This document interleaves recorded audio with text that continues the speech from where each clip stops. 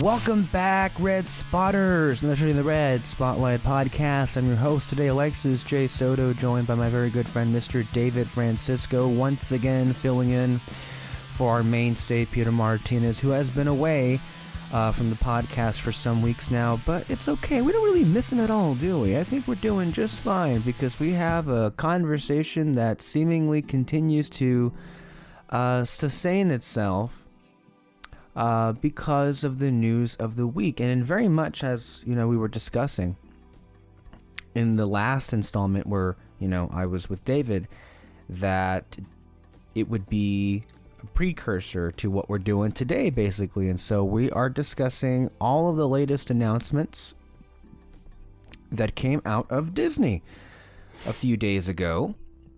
Feels like a week ago at this point, but they had a lot of announcement based on what they have planned from entertainment, films, and television shows coming to theaters and Disney Plus alike. Mostly a big day for what's coming to Disney Plus, and where other areas perhaps the conversation could lead us. So that's right, we're doing a deep dive into Star Wars and Marvel and Pixar and Disney and the whole lot here on episode 283.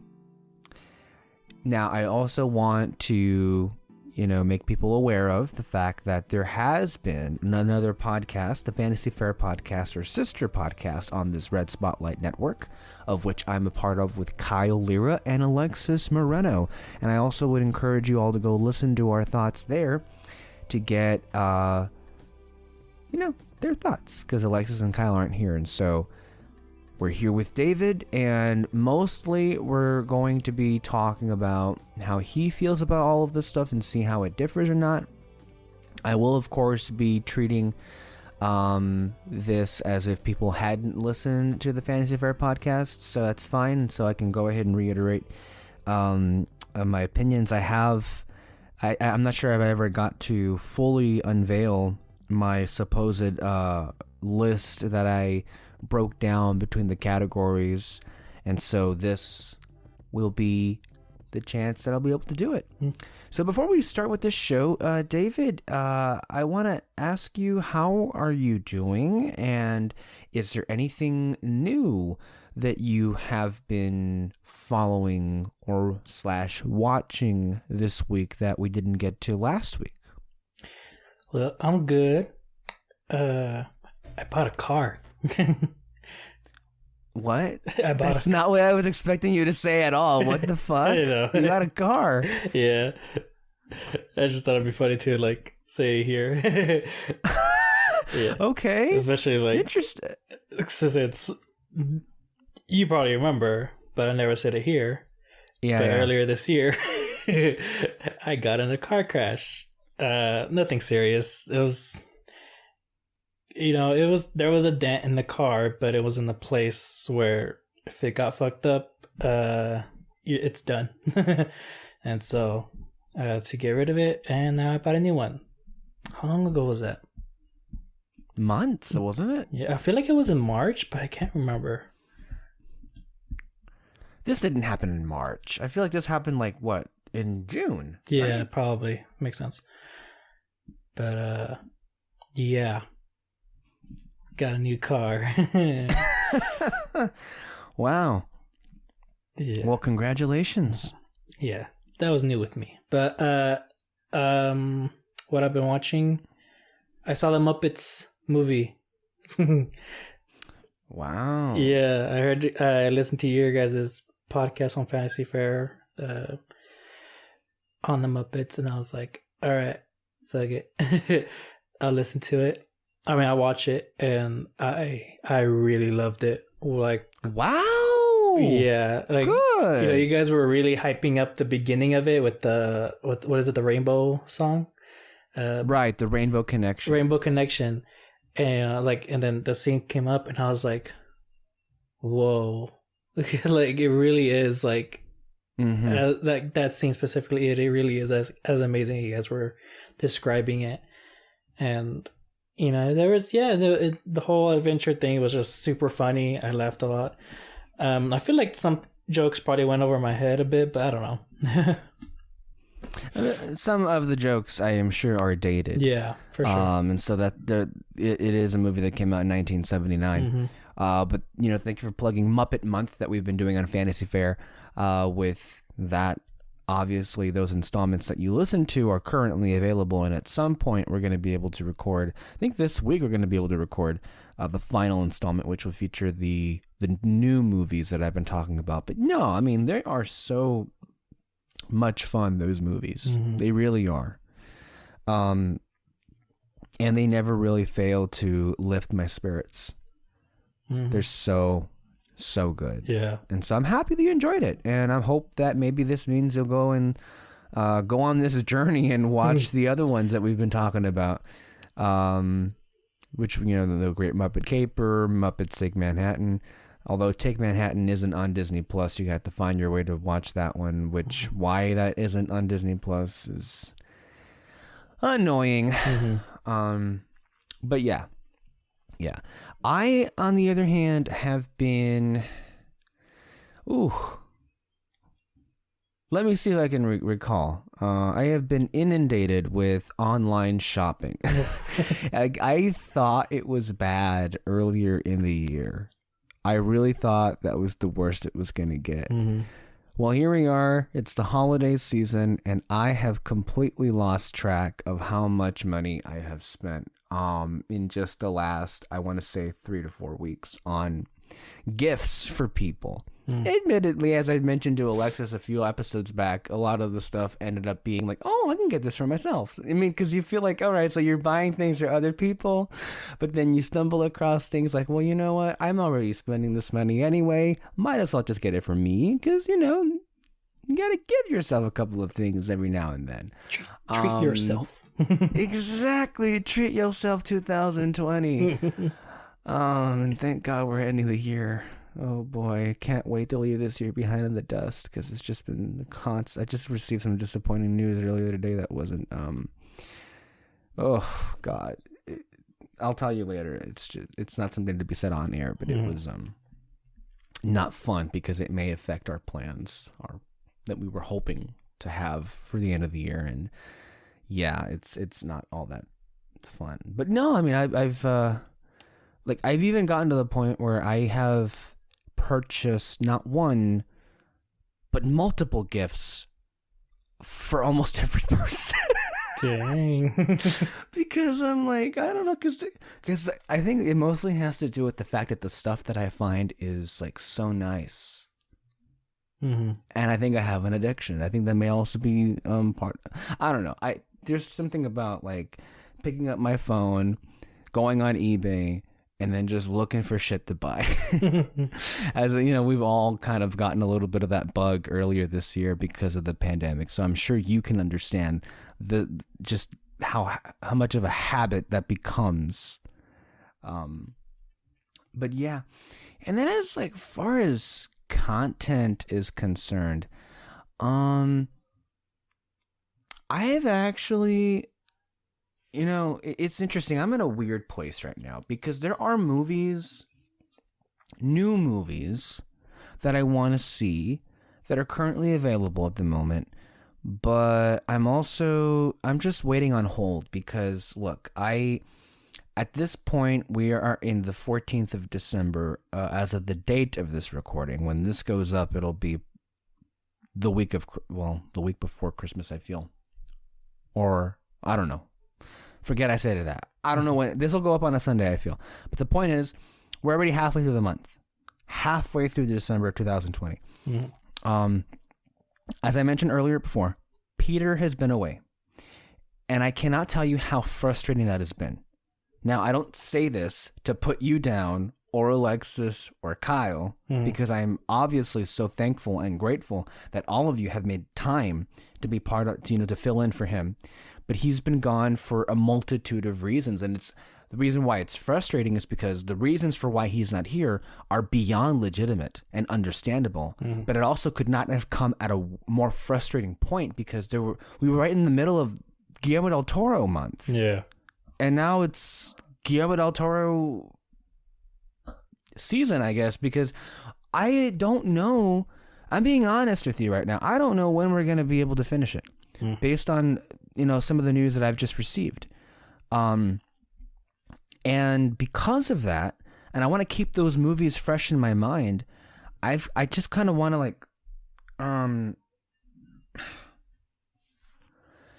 I want to not get too far ahead because there are other things that we had planned to not only watch, but then also review. I had mentioned earlier this month, Mank, the new David Fincher movie, is on Netflix. This week, actually, by the time this podcast is uploaded, Ma Rainey's Black Bottom, which features the final performance of Chadwick Boseman, will be on Netflix as well. And Peter did watch Boy State. So like there are a lot of movies already in the docket that we, at this point, I would have expected to get to, because of course, like we also have the 1-2 punch literally at the end of the month with Wonder Woman 1984 and Soul. And it's also a little bit aggravating because, I'd like the podcast to be as up to date as possible. I feel like that comes after, of course, being as consistent as possible, and that is having at least one show out every week. Now, if I'm not mistaken, I think we've only had 1 or 2 weeks out of the entire calendar year this year that we've missed. So far, I think we're doing really good on that part, on that department.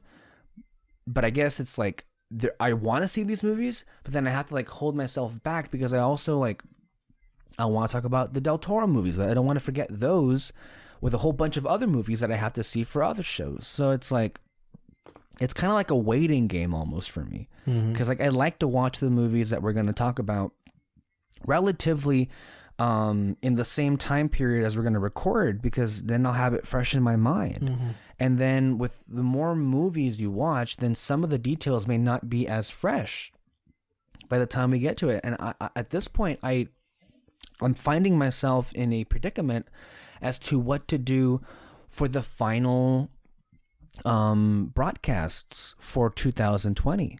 I'm thinking at this point, I don't know. I need to discuss with all of you to see if it's even possible to get everyone back together for one final show, because and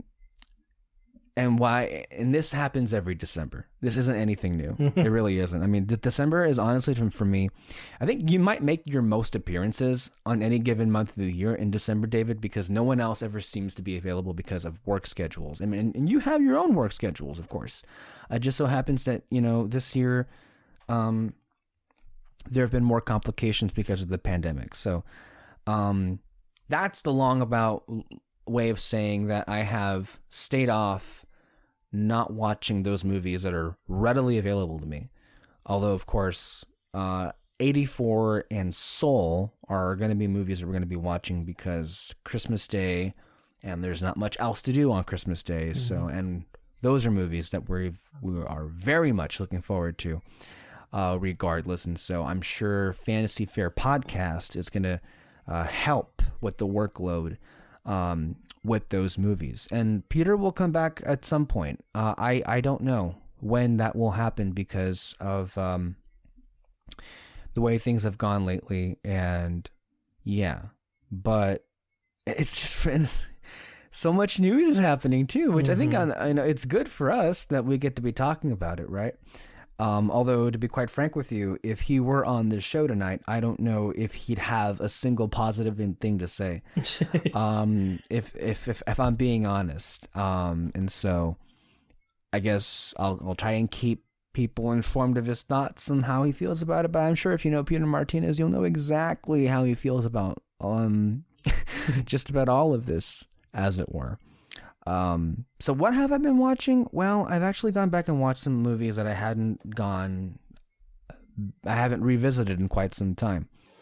And that kind of was spurred on by a conversation I had in the last podcast with Kyle about what his favorite movie of the decade was, right? So this is how this came about. We were talking about how much we liked the episodes that we did earlier this year talking about like our favorite movies of the decade, and how we did that show. We did it into 2 parts. on this feed, if you want to go listen to those, it's really actually really good shows. Some of our best work, I feel.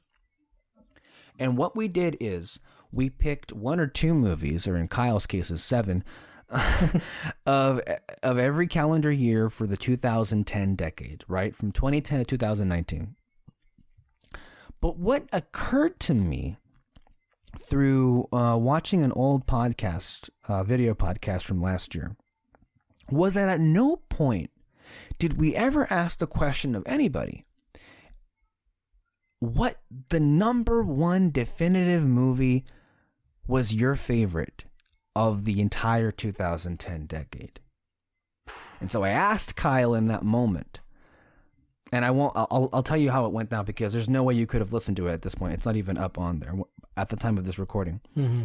And he had, of course, it's a tough question for people like us who watch so many movies and who also in turn love so many movies. But the ones that he sent to me, he had 3 contenders. Ridley Scott's The Martian movie from 2015. Edgar Wright's Scott Pilgrim versus the World from 2010. Some of these are going to be like, well, of course, right? And the other one was Rian Johnson's Knives Out from 2019. Those are the movies. I was surprised Guardians of the Galaxy wouldn't have been one of those movies he was considering, you know, how he likes to talk about that every single time they make an entrance in any movie he cries. So you'd think that would be, I don't know, a bit more meaningful in there. And I have one, and I'll let you know about that. But what do you make of all of that? When you think about that question, where does your mind go to? Do you have one like off the bat, or like is this something you just have to take some time to think about? I definitely have to take some time. Actually, I have my notebook where I wrote down my top 10 of the decade. Let me see if I can find it real quick. Yeah, go ahead. Yeah. And we keep a lot of these lists around. And I asked this question to Peter, and this is what he told me, that hell no, that would fucking kill me, is what he said to when I asked the question. And then I said to him, well, look, you already have, theoretically, we've already made lists, you know, narrowing down certain movies, you know, by years. So you could theoretically use that small list to pick a movie out of there from, because odds are those were your favorite movies of the year. And then he said something along the lines of, that doesn't work. I'd have to start from scratch, is what he said. Oh my God. Actually,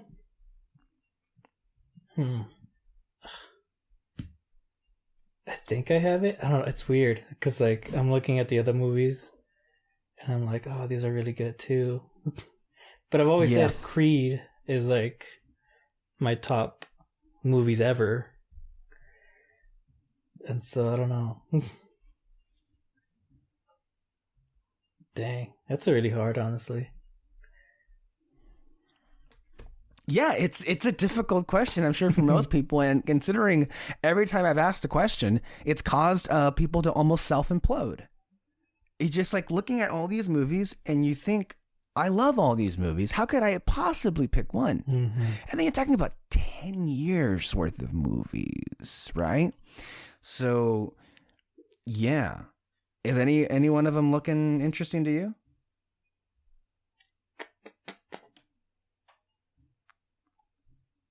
I'm honestly stuck between Creed and How to Train Your Dragon. Really? Yeah.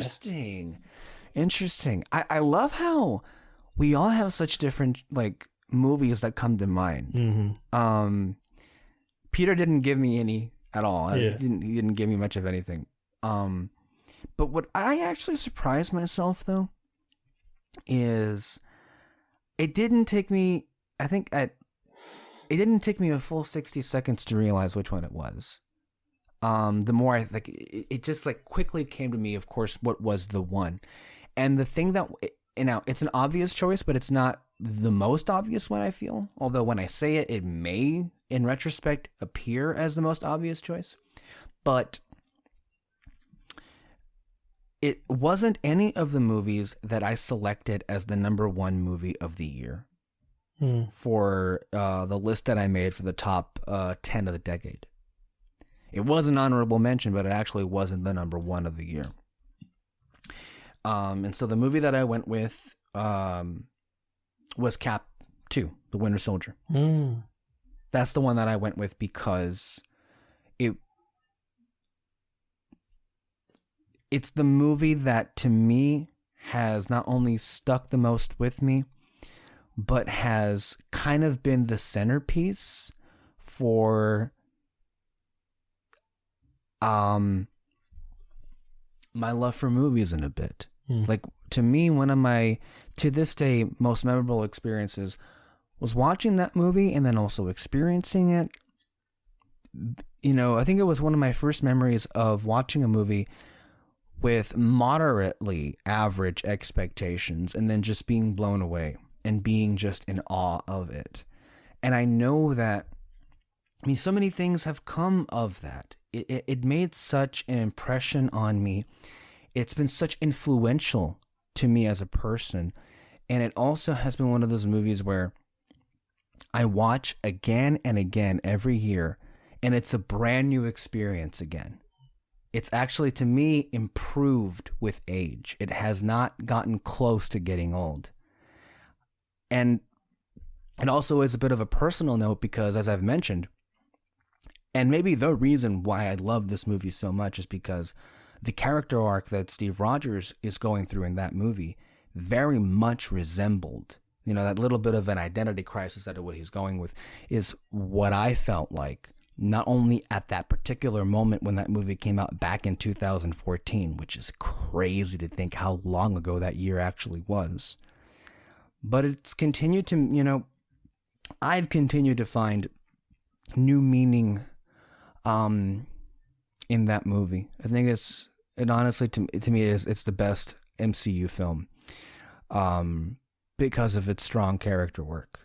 And I think that's the movie I go back to and think, you know what? I love so many movies from the 2010s. I love The Last Jedi. I love La La Land. I love Lincoln. There's so many other beautiful movies. I love Lincoln, yeah. No, it's just they're all L's. I know the way they're all what? They all have like the letter L in it, and I was just like, oh, Last Jedi. Do they? La La Land, Lincoln. Oh my god. That's right. You're right. By all means, all those movies are some of my favorite experiences. But I feel like I know myself so well and how much the movie has meant to me that I didn't even take a full minute to realize. No, of course, that one, the most influential movie to me of the entire decade was that film, Cap the Winter Soldier.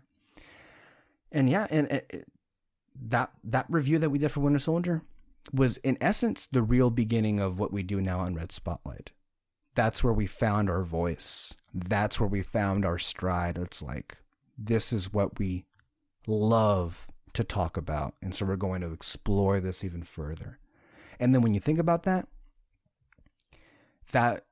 continual desire to talk about movies is what led ultimately all of us to become friends. At that point, I had not been friendly with Alexis or Peter.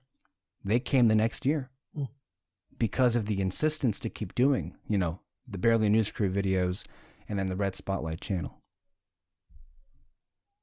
And I mean, also saving my favorite TV show of all time didn't hurt it, of course. You know, with, you know, tying into that whole situation. So no, I think it was very appropriate that was the one that's like my favorite movie of the decade. But yeah, if you were to guess, do you think you had any idea what Alexis would say if she'd asked the question, if she would ask this question about like what her favorite of the decade was? Oh, I really don't know.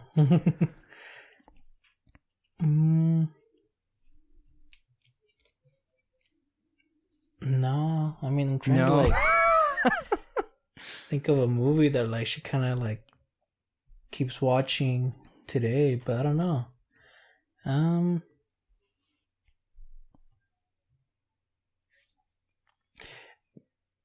Tangled? I was thinking Princess and the Frog. That's 2009 though. Oh, that doesn't necessarily count. Dang. Yeah. Okay, I missed it then. Then maybe Tangled. Yeah. Maybe La La Land. Maybe. Well, because I thought of Princess and the Frog and Tangled because those are the ones that she for sure like watches. She watches a lot. Yeah. And so, oof. It's interesting, right? And I'm also just, I'm thinking to myself, and maybe you can help me understand, why did we not think of this question when we were doing the decade shows? I don't know. I think it was just, to be fair, it was already hard enough to like come up with one movie a year. Like even on my paper, like I completely forgot I didn't write down anything for 2016 because that's how hard it was. Wow. Yeah. Like I'm pretty sure I came up with an answer in the podcast, but like I still don't know. And then I even wrote right here for 2014. I chose Nightcrawler, but right next to it I put this was the hardest choice to make. Wow. Yeah. Wow.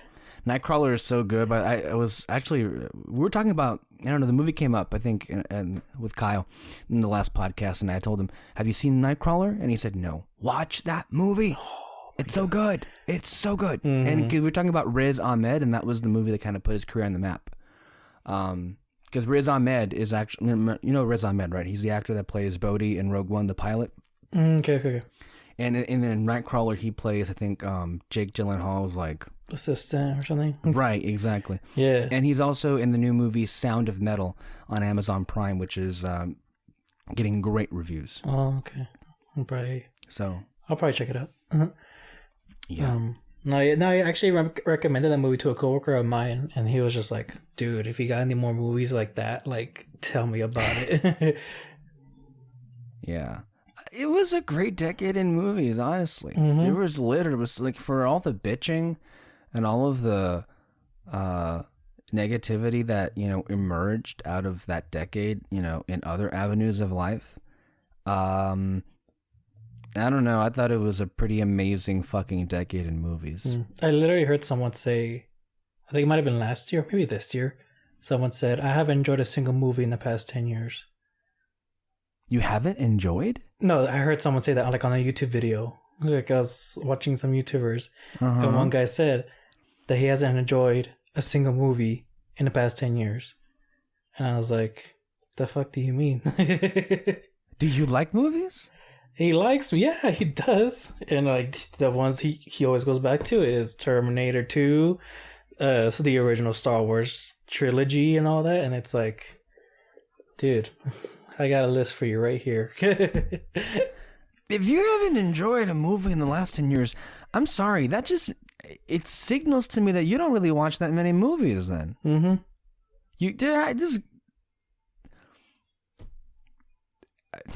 Yeah. I don't. All right. There's literally all kinds of movies. There's all kinds of movies. Like, for example, so I mentioned that I was rewatching certain movies. The different kinds of flavors, right? So I was rewatching 3 Billboards Outside Ebbing, Missouri. Because, I'm thinking of doing a reevaluation of 2017 because that was such an amazing year in general for movies. And so with 3 Billboards, you watch that movie alone just for the incredible work that Frances McDormand and oh my goodness, what's his name? Sam Rockwell do in that movie. Sam Rockwell is that character that you really fucking hate and then finds some kind of a heart toward the movie. It's actually beautiful. And to me, I think the funniest thing about it was Frances McDormand has so many scenes in that movie. You've seen the movie, right? Yes. Yeah. She has so many scenes in that movie where she literally destroys people.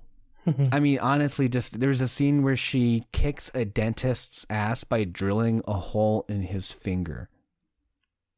She practically kicks a priest out of her house and calls him a pedophile because he is part of the church. While a newswoman who interviewed her is basically turning the tables around on the billboards, doing a live standby, and she drives by and calls her a fucking bitch, live on camera.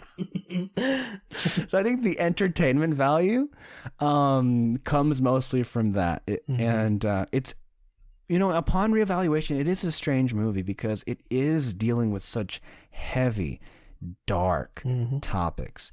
And yet, in almost every instance, there's a moment of just complete humor.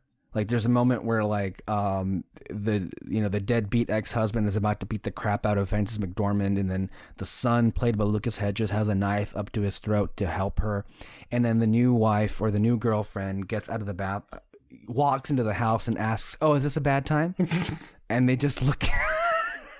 So it's an interesting play on, the tone is unique to it, and I'm sure for some people that may play like, well, you're really just like undercutting like the moment here, but I don't know. It's a very unique movie with it. And the other one that I recently rewatched, Logan. First time I rewatched Logan since it came out that year. Honestly, I wanted to do that one because everyone talks so. They talk about that movie like it's like the best thing ever made, and I loved the movie when it came out in theaters. It's fucking great. But I guess to me, what I wanted to go back and look at it was like, okay, I don't think I formally included that movie in my top 10 of that year. And so I wanted to go back and say, okay, did I miss something? Because I loved the movie, but maybe I just loved 10 movies more than I because that technically could be the case, and maybe that's why I assumed at that point. So I rewatched it, and it is every bit as great as I remember it being. It's so nice, I think, to like go back to a movie and like, oh no, I was right. This is great. Yeah, this is exactly great. And I actually have a newfound appreciation for it, especially since I watched the movie again. There was some amazing scenes. I was moved more so than I was the first time when Logan is. He buried Charles and he's trying to like say a eulogy, and he like the only lines he says is, "At least there's water," because he buries him near a lake. At least there's water, and the performance on his face. Honestly, it is a fucking great movie in every sense. And it honestly, I want it because I had also never seen the noir version of it. Have you? No, I haven't. That's why I asked about it earlier. So I wanted to see it, and it is. Oh my God, you need to see it in noir. The way the version that I saw it is, so I did a 2-in-1. I wanted to see the noir version, but I also wanted to hear the director James Mangold's commentary on the movie, which was actually pretty insightful into how they made the film, and how like Fox literally gave free reign for him to do whatever he wanted as soon as the movie got the R rating, so they wouldn't have to like cater this to younger audiences. And as you've seen the movie, obviously, you know that they went all out for that. So if you love this movie, I definitely recommend the noir version and the audio commentary. If you want to take a listen to those, they're very, very good. No, that's cool. The pictures are beautiful too. I mean, in black and white. It just reminds me of like, remember the noir Agents of S.H.I.E.L.D. episode we had earlier this year? It just made everything look better. It was beautiful. So yeah. Logan's great, guys. Go watch it or watch it again. So yeah, that's what I've been doing this week. No, that's what I've been watching this week.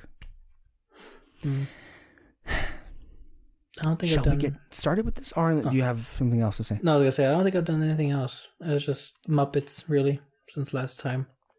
Muppets and Cars. Oh, actually, I'm not done with it yet, but I'm watching Paddington 2. Oh, okay. Yeah, I've never seen those movies. I should see those movies. Oh I hear such great things about them. They really are. It's super funny and charming and all that, and you'll love Paddington himself. Like, he's adorable. Yeah, you'll smile in the end of these movies. It's great. I remember not watching the movie, obviously, but I remember like there was this theater No, I remember at the time that Paddington 2 was in theaters, there were so many other movies that I was watching around it. So I remember this theater in San Diego that I frequented, that they were showing a lot of these like movies. That wasn't an AMC. It wasn't an ArcLight. It was some other, I think, smaller theater chain. It's probably closed by now, considering how things have gone.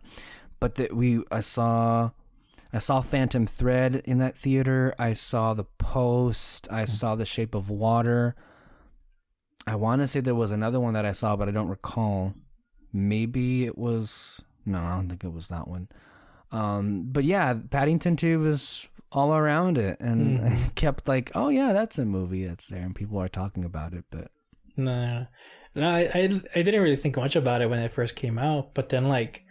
every single person that I listen to on the podcast or on YouTube, even people who like don't usually review movies, like they saw it and were like, "This is my favorite movie of the year," and I was like, "Whoa, wow. that's pretty cool, honestly." And just the way they explained it, like I said, like it was charming, it's funny, it's a very adorable film, and so like, and then I finally saw the first one. I don't know when after that, but I loved it, and now I'm watching the second one. Wow. Well, maybe I'll watch them too. Mm-hmm. Maybe I'll watch them too. So, Disney Plus and Disney. Yes. I'm interested to see what the appropriate place to start with this is. I have here a list of a lot of the things that caught my attention, and I had them separated into, let's see here, 1, 2, 3, 4 different categories.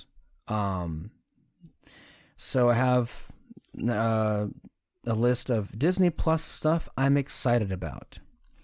I have a list of items that I'm intrigued, interested. I have stuff that's all right, okay. I'm not necessarily like excited about it or looking forward to it or interested, but like, sure, I guess I'll take it. And then there's stuff I don't care about.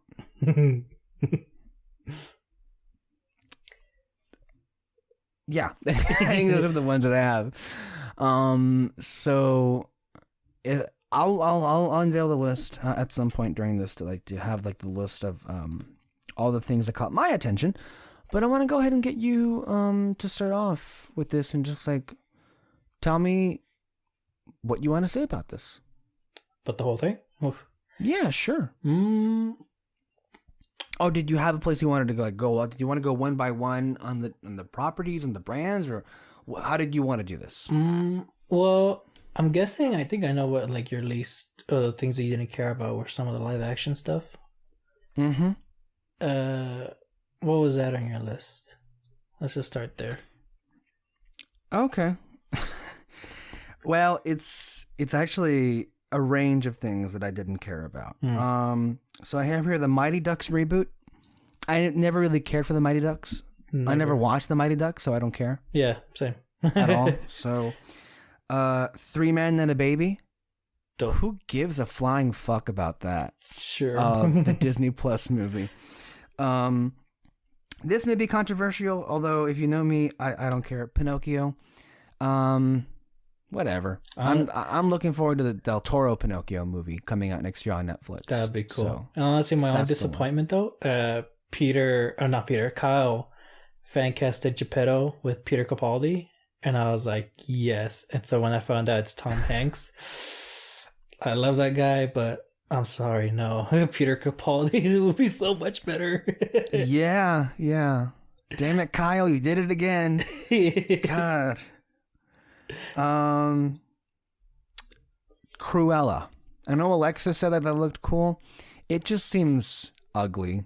I don't know. I have no expectations for that to be any good. I love Emma Stone. It could be, but it seems to me like it's gonna be like Alice in Wonderland meets Maleficent, but worse. I don't know.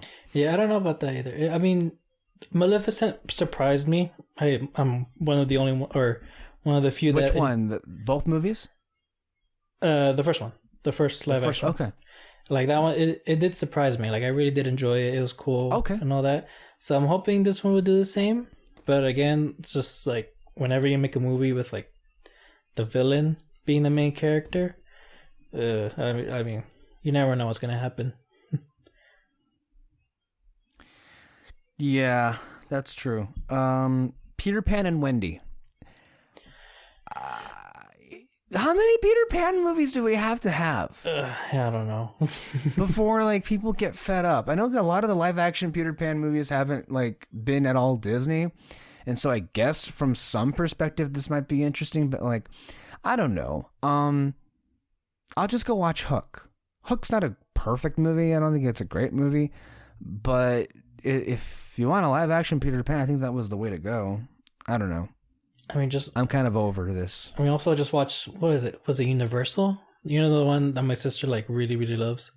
Yeah, I know which one. I think it is Universal. Mm-hmm. That one's fine too. The music is great. Yeah. So just, I don't know, watch that. I was so upset when I learned that at one point the Steven Spielberg Hook movie was supposed to be a musical. I really would have liked to have seen what that would have turned out. That would be cool. Like, you know. Mm-hmm. Yeah. The Barry Jenkins Lion King sequel with Mufasa basically being the Godfather. You know, half the movie is young Mufasa or some shit like that.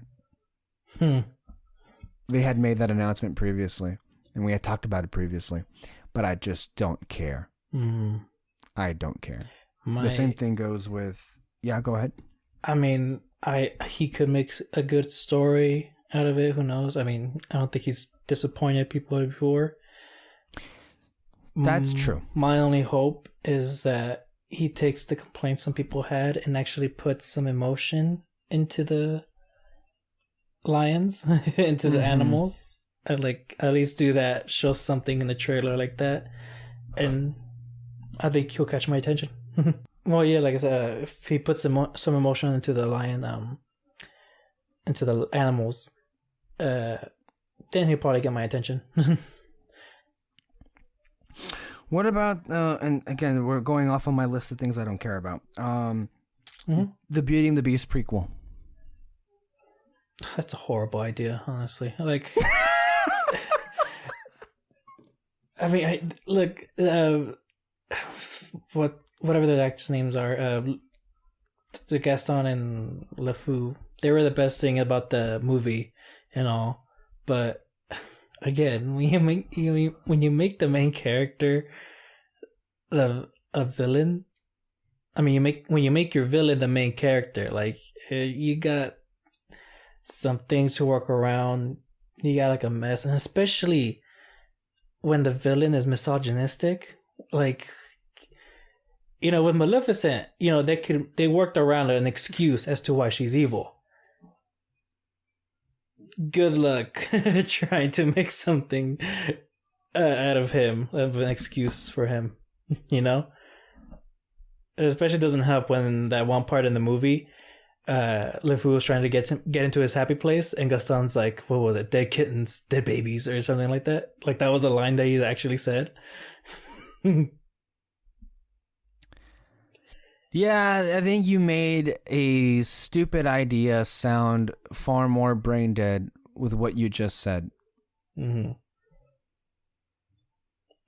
It's stupid. Yeah.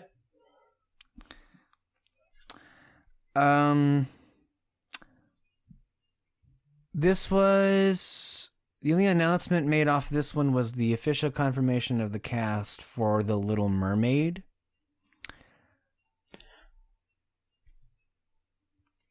I think the cast is great.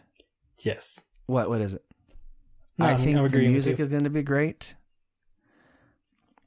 with Lin-Manuel Miranda. I just don't... I guess I'm at the point where like I look at how the other live action movies have turned out. I've liked none of them. This is like my favorite Disney Renaissance movie, as is Alexis's. I just don't want to have any kind of hope for this movie to be any good. Because if we're being honest, most of them haven't. No, yeah, I agree. Honestly, the only thing I'm excited about is David Diggs as Sebastian. Like, Yeah. honestly, that's pretty perfect fucking casting right there. Oh, yeah. Absolutely it is. But, what do you make of Indiana Jones 5?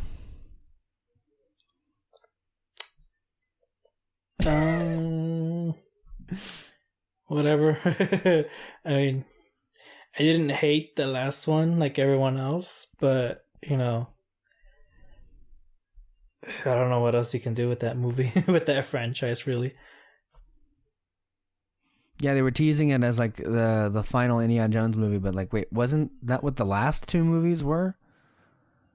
So like, what? I guess the thing is like, what story is there left to tell at this point? You know, with like Harrison Ford being like almost 80, it's that's the thing I'm worried about. You know? It's like he's 80 years old. Like, what else can he do? Yeah. But we mentioned Logan earlier in the podcast, and James Mangold, who directed Logan, as well as other movies like Walk the Line and Ford v Ferrari, he's directing Indiana Jones 5. And so you have a director with a pretty great track record, so you can't discount it altogether, even though it seems as if the Indiana Jones 5, I don't know, it feels like it's almost 10 years too late for this movie. Like, what the fuck took them so long? Honestly. They purchased Lucasfilm in 2012.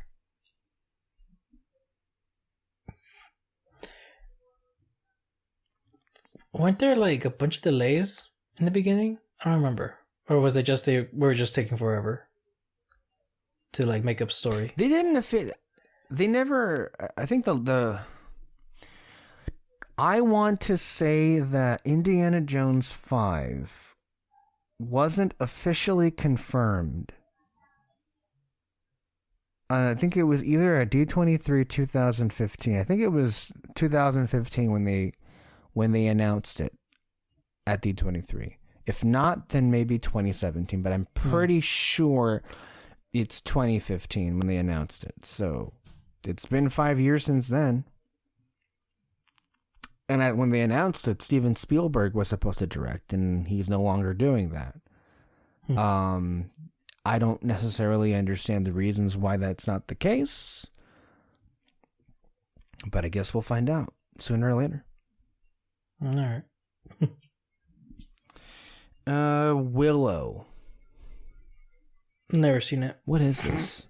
Never seen it? I don't care. All right. Okay. Sister Act 3. Never seen it. With Whoopi Goldberg. Never seen the first two. Don't care. I doubt much people care either. A remake of the Tom Hanks movie Turner and Hooch.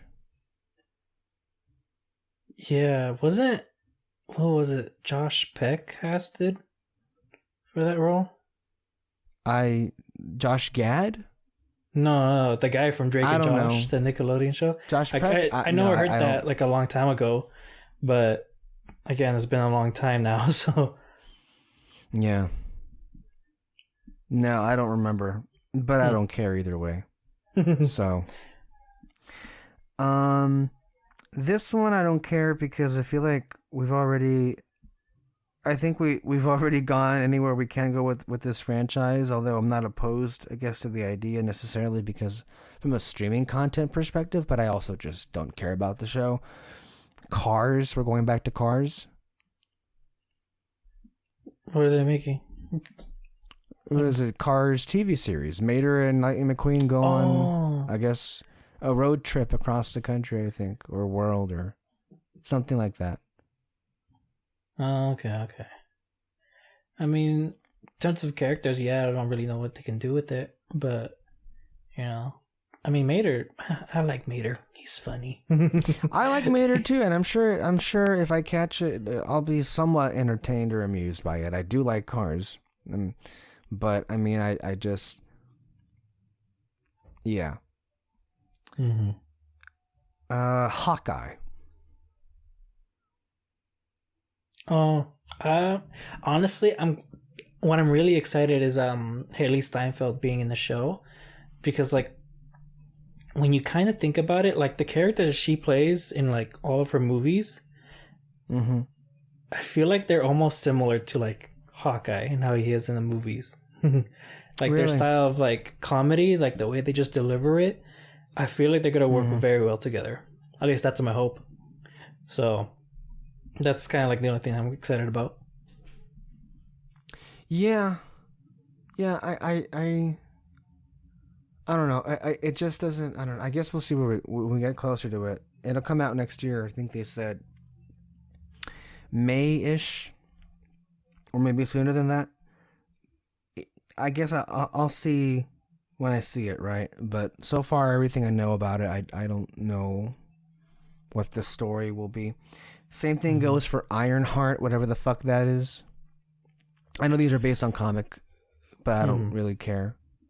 Yeah, I don't know her character We much. need to move beyond Iron Man and whatever iteration of Iron this is. We don't need to go back to Iron Man. We need to move on beyond that. The same goes for She-Hulk. I know they announced that Mark Ruffalo will be a part of it. I know they announced that Tatiana Maslany, which is a great talent. They also said that Tim Roth is going to come back as the Abomination. Cool. Whatever. I don't care about the TV show. Hopefully, I mean, there've also been rumors that, we said last week that Charlie Cox would come back as Matt Murdock for Spider-Man 3. There's also been rumors that he'll make an appearance in She-Hulk as well. So, we'll see if that happens. Mm-hmm. This one was hilarious. A remake of Cheaper by the Dozen, but this time with black and brown people, is what they basically should have just said, because they labeled it a racially inclusive Cheaper by the Dozen, is what they said.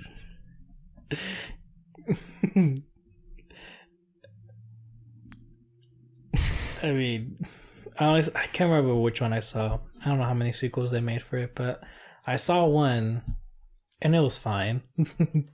So Yeah, we'll see, I guess. also an Ice Age spin-off series. I feel like that franchise was dead a long time ago. You can say the same for a lot of these properties, quite frankly, but here we are. That's true. But this one, though, like, I really did not care for the sequels.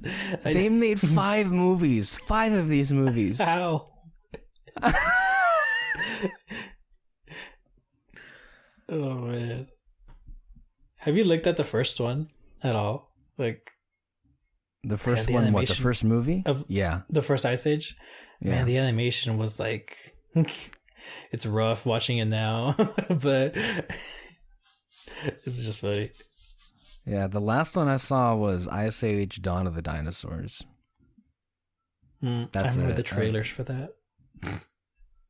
It was funny. Yeah, I've lost track. I don't care. Cassian Andor, or as it known as Andor. I'm happy for Diego Luna. Don't get me wrong. I'm happy he's getting work. But to quote Alexis, he's dead. What else do we need to know? Yeah. And Rangers of the New Republic, which has been, which this was labeled as a spin-off of The Mandalorian. This is most certainly going to star, what's her face? Gina Carano, as Cara Dune. And I find that what's so hilarious about this is that every other week, Fire Gina Carano is trending on Twitter. And so what do? They give her a fucking show. Oh my god. Do you know the whole thing about that? Like how it all started? She was very vocal on Twitter, antagonistic on Twitter, pushing back against like why people are including pronouns in their Twitter bios and what it even means. And she was like, and when she was told about what it means, she was very dismissive of it, very antagonistic toward the trans community. So she came off in a very bad way. If I'm gonna be kindly about that, being very dismissive and being very antagonistic. And then she also has done other shit, like I guess she's also casting doubt on the COVID vaccines and shit like that. So like there's a bunch of dumb fuckery, is what it is. And yeah, she's not. And the thing, it wasn't a one-time thing. The problem with her is that she kept doing it again and again and again, and people are fucking pissed at her. So yeah, and I guess, do you have any thoughts on this range of the New Republic? What this show is like? Are you interested in this Mandalorian spinoff? I mean, from from the first word Rangers, it's gonna be another Western. I'm guessing, and that's bothering me because Mandalorian is supposed to be a Western, and they're not really doing a good job at that. So, I mean, my only hope for it is that they actually do it right, and that she's in like I mean, I know it probably doesn't sound great for a Star Wars show, but like she is stuck into one place. And they do like what I said last week, which is that, she's the whole Lone Ranger type of thing, but like the people around her are actual real characters and like you care about them and all that. So, I don't know. But I mean, again, honestly, all of the Star Wars stuff, I'm not really happy about that. It seems that the team here is unanimous on that account. It's very interesting. Without question, if you listen to our Fantasy Fair episode, that was the most overwhelmingly negative part of the conversation because it was just so fucking depressing. Yeah. So that's the stuff that, and you know what? There are other things that are in the other lists that might fall into the category of I'll put some qualifiers about it because. And I'm trying to be nice here and everything, but yeah, that's generally the stuff that I don't care about. Yeah. Here's some stuff that's okay. I don't have any history with this, but they announced the Percy Jackson TV series, and I think that has great potential. But because I have like no association with it, I have like no reason to be excited about it, but I can see it being okay. You have some history with the books, don't you? Yes, I am in the second book of the Trials of Apollo. I am like very much invested in this franchise. Just today, I got an email from like the Amazon like recommended items, I guess. Oh, really? And it was a Camp Half-Blood. That's a camp where Percy goes to train and all that. That was I got bunch of stuff about Camp Half-Blood, sweatshirts and shirts and all that, and I went, God damn it, I want it. Like I'm literally like I screenshotted it to remember it. So like I'm really like invested in this. Honestly, they need to freaking kill it in this show because if they do it right, they got 15 seasons worth of stuff. Good, hopefully. And I'm hoping it's a big success. I mean, from what I heard about the show, though, I think supposedly the pilot script is done. But that's as far as I know. How far have they gone with production?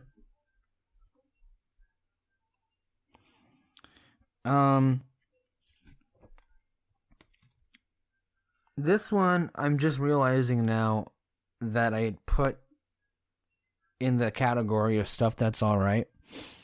And upon further reflection and reevaluation, I am now making the executive decision to put this in the category of shit I don't care about. And that is the Obi-Wan series.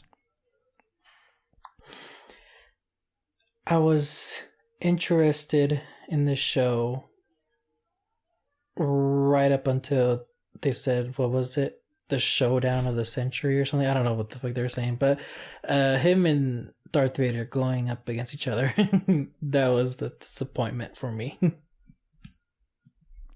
Yeah, Kathy referred to it as the rematch of the century. Okay, which pretty much gave away, it pretty much gave away what this is going to be. And this is exactly everything I didn't want this to be. And I'm out. This is... It's so infuriating. It is so fucking infuriating. Like, you know, selling Star Wars as a fucking wrestling match. It also just doesn't... yeah. Why? Let me ask you. That way, you know, we get your voice in this. Why did that comment make you not care about the show anymore? We already got that in New Hope. And the thing, though, is in this part, I mean, who knows where the timeline lands on, but he's old in this, like, by that point. And so it's just kind of like, you know, I mean, the actor, yeah, he's probably still, yeah, he can probably do some cool moves and all that, but thinking about it, like, he shouldn't really be doing that much.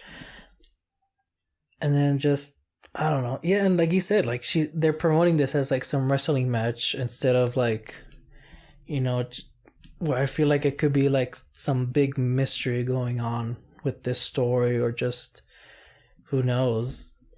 And honestly,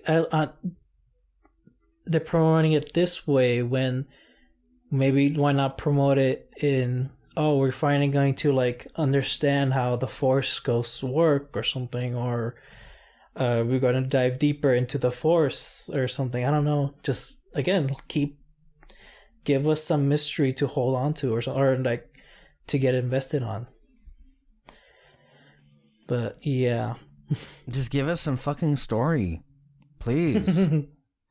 It's not just all about fucking lightsaber action here. And like, yeah, it's fucking annoying. Lando, yeah, that's okay. That's all right. I'm sure that'll be fun. I hear it's going to include Donald Glover, maybe bits and pieces of Billy D, like in flashbacks or whatever. So like, that should be fun. Yeah, Donald Glover's still like perfect casting for that. So I'm sure it's gonna be fun. Yeah. This one I'm very trepidatious about because I don't know how good or not it'll be, but we talked about Fantastic Four getting announced with John Watts. And we both enjoyed Homecoming and Far From Home, so I guess this is a win, right? What do you how do you feel? No, yeah, I think this is a really big win. Fantastic Four is very much loved franchise in the comics, and I think this is a cool thing to do. To again expand the cinematic universe and all that, and yeah, the director of it, I trust that guy. I feel like he's gonna make something cool. What do you think about? As I had, I theorized on the Fantasy Fair that since John Watts had directed the entire Spider-Man movies for the Marvel Cinematic Universe, that I had theorized that perhaps that means that Spider-Man 3 is the last official Spider-Man movie in the MCU, and maybe Tom Holland makes a final appearance in Multiverse of Madness, and that's it. I think that could probably be the end of him not directing those movies anymore. Maybe he could still write it, I don't know, or have the same writers working on those. It could be as simple as that, right? Like John Watts is just moving on to something else, and then they can find somebody else to direct the Spider-Man movies. It could be very much as simple as that. I understand, but I'm just like, I don't know. And I think maybe why not get someone else to write a different chapter in Peter Parker's life, because he's in high school this time. So why not? Because I don't think Marvel's gonna stop making Spider-Man movies anytime soon. They should. I think they gotta like milk it out as much as they can and all that.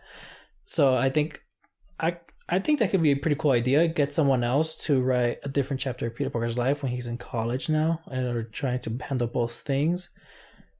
That'd be pretty cool. And then if not, if it is his last movie with Spider-Man 3, what Kyle said, I wouldn't mind them just moving Miles Morales on. That'd be fine too. Okay. What about Acolyte? Acolyte is a Star Wars show, I guess, about the dark side. It was very vague. Whatever, I guess. I mean, again, like I said, if I wish it would have gone, I wish the Obi-Wan show would have gone deeper with the Force, so I don't mind a show that maybe goes deeper into the dark side. Especially if you watch Clone Wars, there was some cool fucking shit in the dark side. Yeah. So, I've read the Book of Sith. This like book all about the dark side and everything. And so then there was some pretty cool, interesting stuff, some cool bits of history. I hope they use that as a reference for the show if they're gonna go with the dark side. Yeah.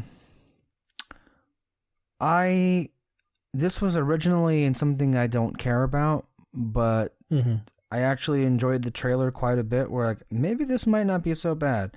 Loki. Oh yes, I have no idea what's going on in that trailer, but it looks great. I love it. It looks weird. It looks interesting. I'm good for that. Yeah, and it looks like the actor, he looks like he's having fun with this. I mean, he's just doing crazy stuff all the time. And I like the part in the trailer at the end where it's like his crown with the horns, and it's not like the giant helmet with the giant horns in the movies. Like, no, they toned it down a bit and everything, and it looks really nice. I don't know, it actually does.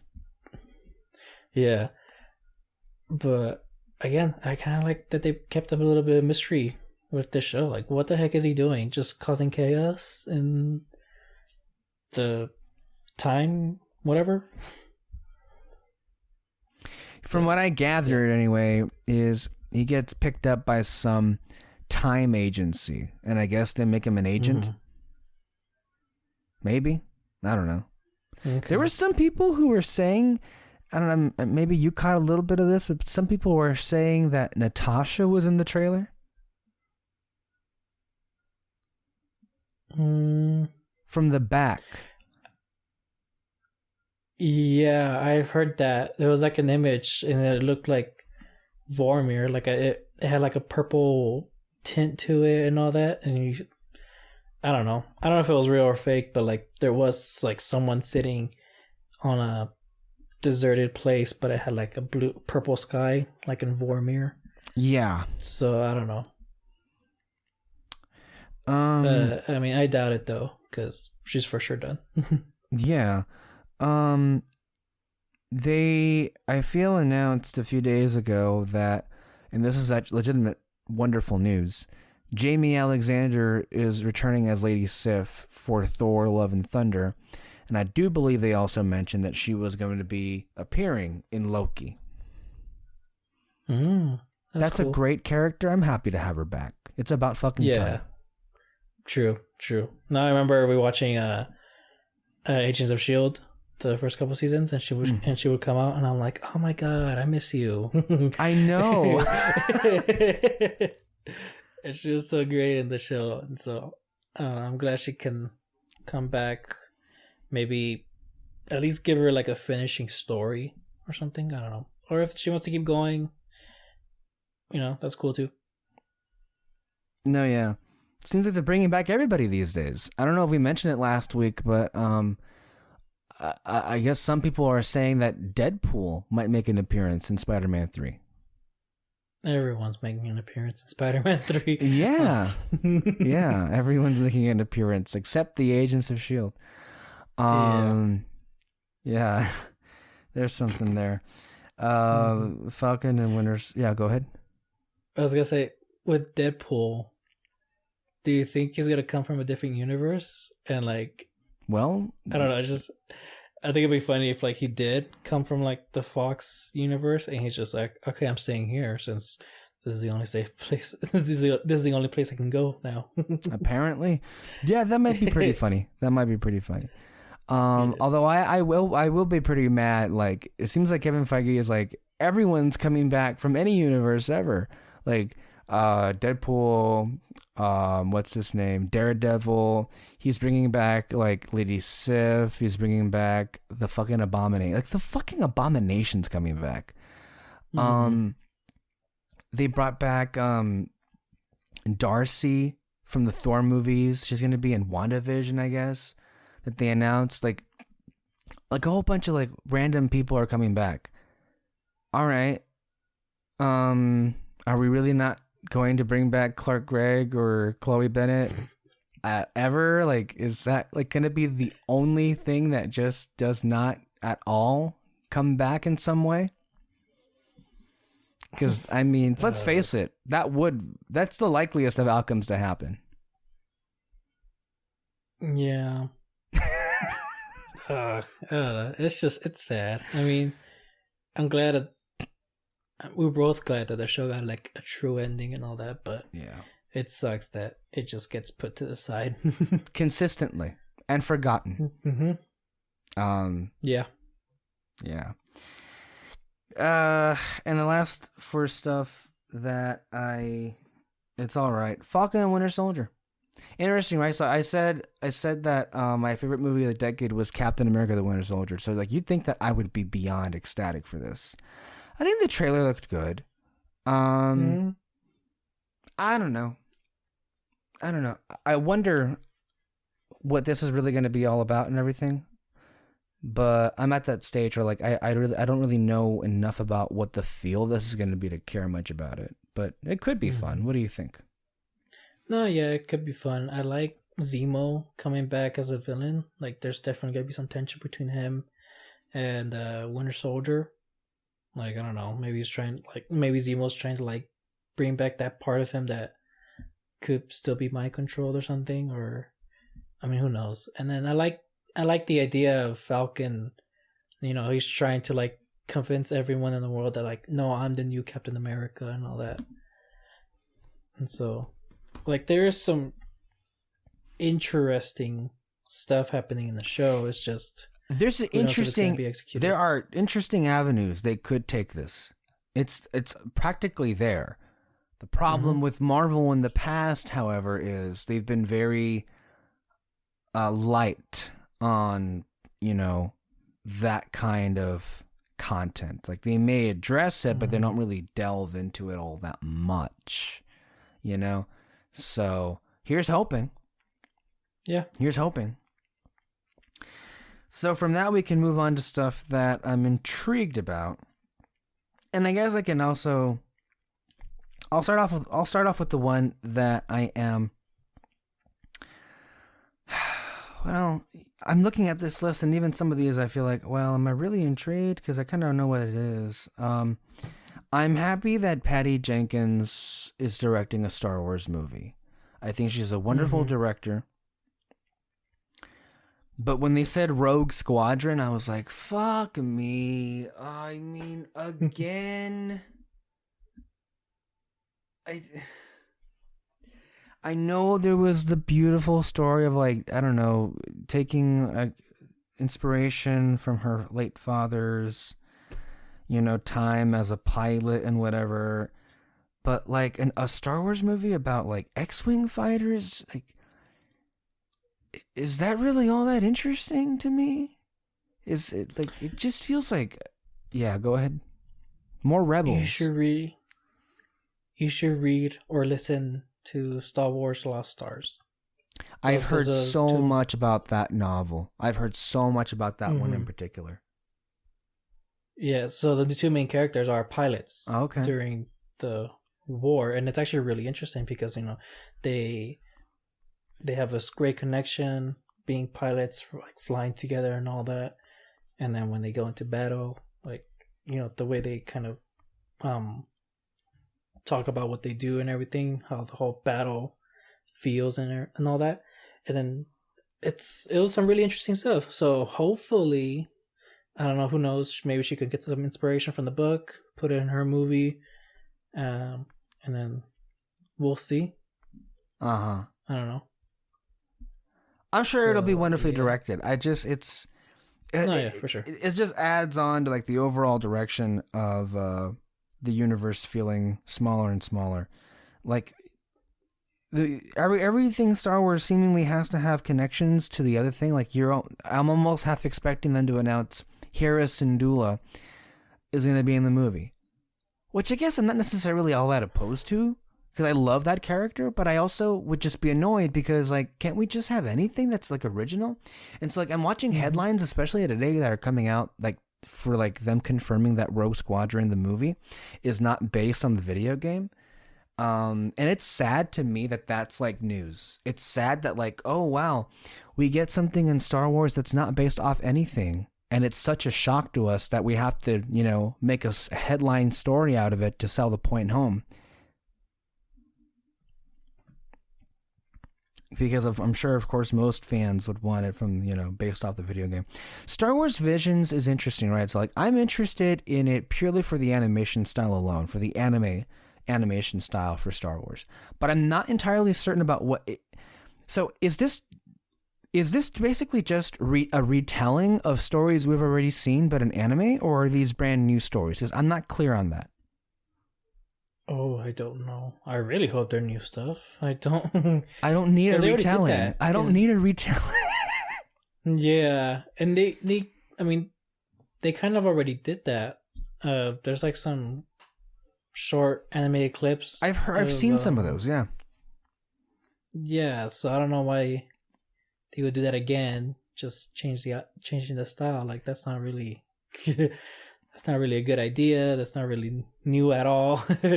So I'm hoping they're like just new stories. Yeah, because if it's not, then this goes into the pile of like, I don't care. Yeah. Which, if we're being real, it probably will be a retelling. Mm-hmm. And these are just like short stories, right? Like each episode is just one short story? I'm going to assume that's what it is. Okay. Because, what I wouldn't mind is getting some details about other characters. So, like, you go back to the Clone Wars, maybe there's some few Jedis that maybe we can hear more about. I don't know. Like, I think that's a better way. That's a better thing to do than to have, like, an entire series dedicated to a character. It says here, I'm reading it from IGN, that... let's see here. Visions will be a series of short films that celebrate the Star Wars galaxy through the lens of anime creators.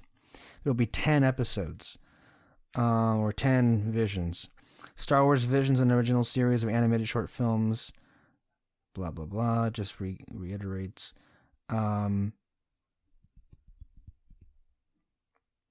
It does not say one way or the other in the article. So I guess we'll figure it out. But yeah, that's a big thing that hinges on all of it. I really liked all of the trailers that have come out of WandaVision. And I really hope it's good. I really hope it's as good as those trailers make it out to be, because I'm actually interested in this show. What do you think? No, yeah, I've been really interested in the show from the beginning. There's so much story to tell with Wanda because of it, just everything that she's gone through.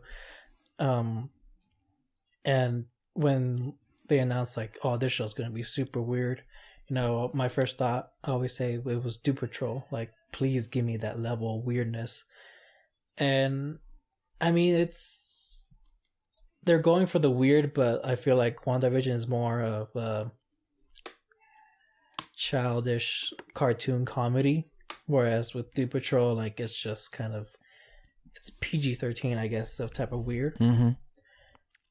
But either way, like, I'm still loving it, and I mean, I know Peter's been worried that like it's just like the weird stuff is just gonna be like in the first 2 episodes or something, and then back to normal. Mm-hmm. But from what it looks in the trailer, it could be a good amount of weird episodes. That's the hope, right? Like with a lot of these things, Yeah. a lot of these things, the interest really hinges on if they're really going to deliver on what they're promising, right? So my fear is, I think some of our fears is that to me, what attracts me about this is the weird shit. That's what I'm here for. You know, for them to really move beyond just generic Marvel, right? Give us something new, interesting. And so if the fear is if they throw all that out there in the first episode, and then by episode 2, we're back to a Marvel movie. Like all of the wonderful, like, weird tropes that we're seeing only happen in the first episode, that would be very disappointing. Yeah. Very disappointing. From what I get from the trailers, I got a feeling that the weird stuff, it's gonna take place throughout the entire show. Okay. But it's gonna come back and forth through the weird, then to the normal. Because you see that one character, she's like a detective or something, or yeah, I can't remember her character name. That's Monica Rambeau, isn't it? Isn't Monica Rambeau in this series? Yeah, the grown-up Monica Rambeau, the little girl from Captain Marvel. Oh, okay, yeah, her. Like, I don't know, because I feel like, from the trailer she goes like, "Oh, I don't know how I got here" and all that, or like, "Yeah, I don't know who I am." Yeah, something like that. And so I feel like it's gonna, like, her story is gonna lead her into where Wanda is, into the weird stuff, while like when we're seeing the like her investigation, we're also seeing Wanda like figuring out, breaking out, I guess, from this weird curse or hypnotism, whatever the heck is going on. Yeah. And so like that's what I'm just like, this is what my mind was going through when I was watching the trailer. Because the thing that made me, like, really convinced me that it's going to take place throughout the whole thing is the part where she goes, "This is our home," and then Vision goes, "Then we'll fight for it."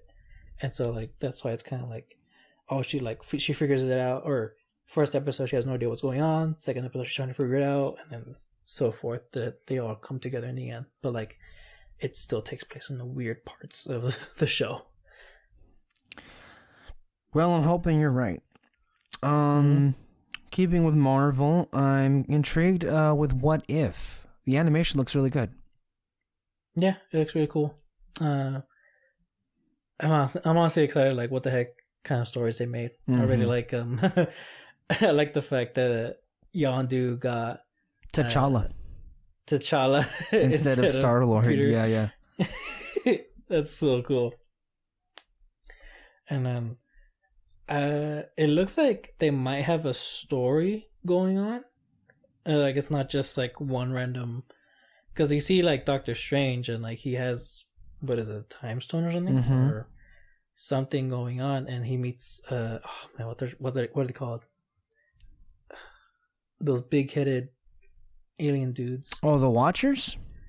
Yeah, the Watchers. And so like it looks, maybe it won't be like an exact story, but like he meets them, and I love what they say in the end of the trailer. It's like, let me guide you through these multi storylines or whatever the fuck, and he goes, and ponder the question. What if? Yeah. That's so cool. I don't know.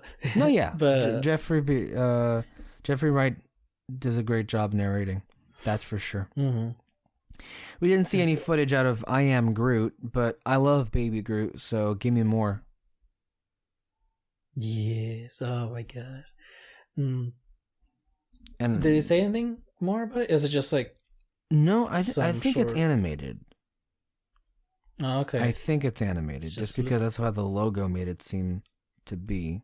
Yeah, and I'm honestly good for anything Baby Groot. This one's not coming to Disney Plus, but it also was announced, not talked about. This one's going to FX, an Alien TV show.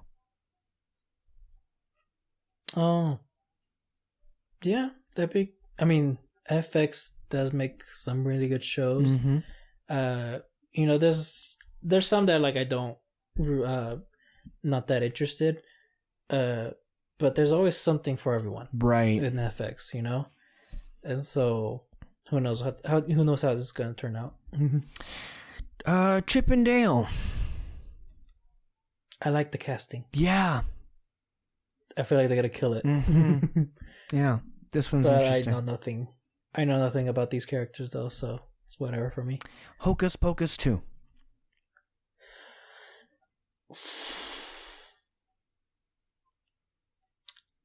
Honestly, I don't know. It's the first one's it's a good ending, so I don't really know what else they can do with it. But Disenchanted, the sequel to Enchanted. I'm kind of excited because, again, it's weird. Like with Hocus Pocus, I don't know what they can do, but neither with Enchanted. But I don't know why I'm just excited for Enchanted more. Yeah, because Enchanted, I don't know. It's charming, right? True. And Amy Adams will be coming back, and so yeah, maybe we'll see. Is the other guy coming back?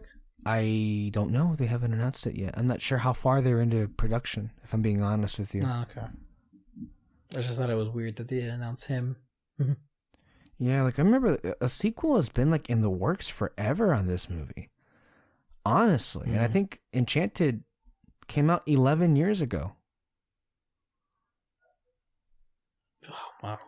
11 years? Yeah. God. Or actually, it came out 11 years ago or it came out 13 years ago. I don't remember anymore. I don't is it 2007 or 2008 or 9? I don't recall what year it came out. So it could be between 11 and 13 years ago that it came out all this time. Interested to see what you make of Lightyear, the new Pixar movie they announced with Chris Evans as Buzz Lightyear. Oh my god, I don't know. Cause like, okay, wait, one thing. What was up with Kyle not liking Tim Allen anymore? There's something. Oh, I don't think it was a personal thing. I think it was just it was in reference to Tim Allen, I guess, being a conservative in Hollywood, and he sometimes makes comments that are kind of stupid. But okay, I wasn't sure if like, is he And canceled for sure, or if it's just like a little no, I mean, people don't like Tim Allen because they don't like Tim Allen. They just don't like his personality or that. But he hasn't been involved in a scandal that I'm aware of. Okay. No, I'm just making sure. Okay then, because I want to say, if it was a live action, I would be okay with Chris Evans playing, but since it's not. It's gonna be like an Ahsoka situation where it's just gonna throw me off because it's not Tim Allen, especially because the voice is iconic to his character. So, but in terms of the story, though, like I'm really curious what they're gonna do. I love the cartoon, when it was on. So, who knows? Yeah, it is strange because this is like, well, you guys did this already, didn't you? Like a long time ago, but I guess we're going to forget about that and we're going to do it again, but with more budget, I guess, and with Chris Evans. But you mentioned it. Speaking of Ahsoka, they announced the Ahsoka TV series, the spinoff of The Mandalorian. Let me wash my mouth out with that real quick. So I will go ahead. So I was kind of like, oh god, really? Like, I feel like we got her ending now. It's fine, but Dave Filoni is writing the show, and if you saw the newest episode of Mandalorian, I think he wrote that one, right? The one with Ahsoka. He only wrote that one. I thought he wrote the one that had Bill Burr. I thought that was Cary Fukunaga. Let me look it up real quick. I don't think it was. I don't think it was Jon Favreau, and I also don't think it was Dave Filoni. I think it was someone else. Okay, if I'm wrong, then I'm gonna go back to having a problem here. Yeah, I think that might end up being the case. Let me look at it here. It was episode 7, right? Yeah. Yeah, Rick Famuyiwa. Shit. Did I say Carrie Famuyiwa? I'm sorry. Rick Famuyiwa wrote and directed that episode, not Favreau or Filoni, which I think you can tell. I mean, I liked that episode legitimately, and I really liked it Bill too. Burr was great. But I think that episode had things in it that the others didn't, and I think, as Peter was saying, it showed. I know it showed that Favreau didn't write this, because Favreau literally wrote every other episode. Besides this one, the only episode that Favreau didn't write was The Jedi, which was written by Dave Filoni. Mm-hmm. I like how those are the top ones. Okay then. I guess I have a problem. I mean, the Ahsoka episode in Mandalorian, like, it wasn't that bad. It's just, it could have been just because he had to set up stuff for her, and that there's really not much he could do. I don't know, but you know, Dave Filoni, like, he knows this character, he knows Ahsoka, so this could be something good. He did pretty cool directing that episode. The fights were fine, but I'm hoping he can improve by the time they start making the show, and maybe improve as the show goes on. Yeah, it's just disappointing all around, because all of us were really looking forward to this, because what this show is going to end up be is Ahsoka looking for Thrawn and for Ezra alongside Sabine. And all year long we have been talking about on this show about rumors we were hearing about this being the sequel series to Star Wars Rebels, but in animation. Mm-hmm. And I was really looking forward to that. Yeah, same. And with this being live action, I kind of almost don't care anymore. I mean, I still care because it's Ahsoka. I love that character and I'll watch it. And Same. hoping all the best for it, but I just can't help but feel that this show would be better in animation. For sure. And No, yeah. I feel bad for Ashley. I'm gonna miss her. Mm-hmm. You know, I thought we were gonna see her back with another animated show with Ahsoka in it, but I guess we're not. Mm-hmm. No, I agree with everything you said. It is kind of sad that she probably won't be involved. Hopefully he does something for her, give her a small role. Who knows? But yeah, I feel like this should have been animated, especially because how much they like perfected the style of that animation. Oh my god, I want to rewatch those last 4 episodes of Clone Wars. The scale is just massive. I've been wanting to recently. Yeah, you should. They're great views. So yeah, so that's now we getting into the stuff that I'm excited about. Let's see how this goes. Well,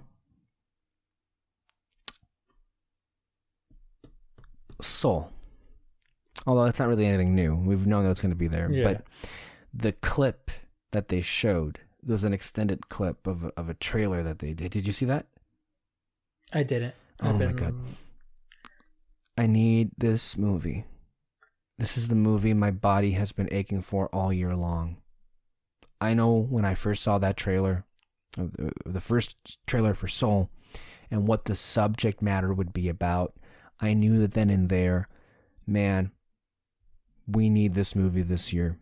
We really need the subject matter of this movie this year. And the more I see out of this movie, the more excited I get for it.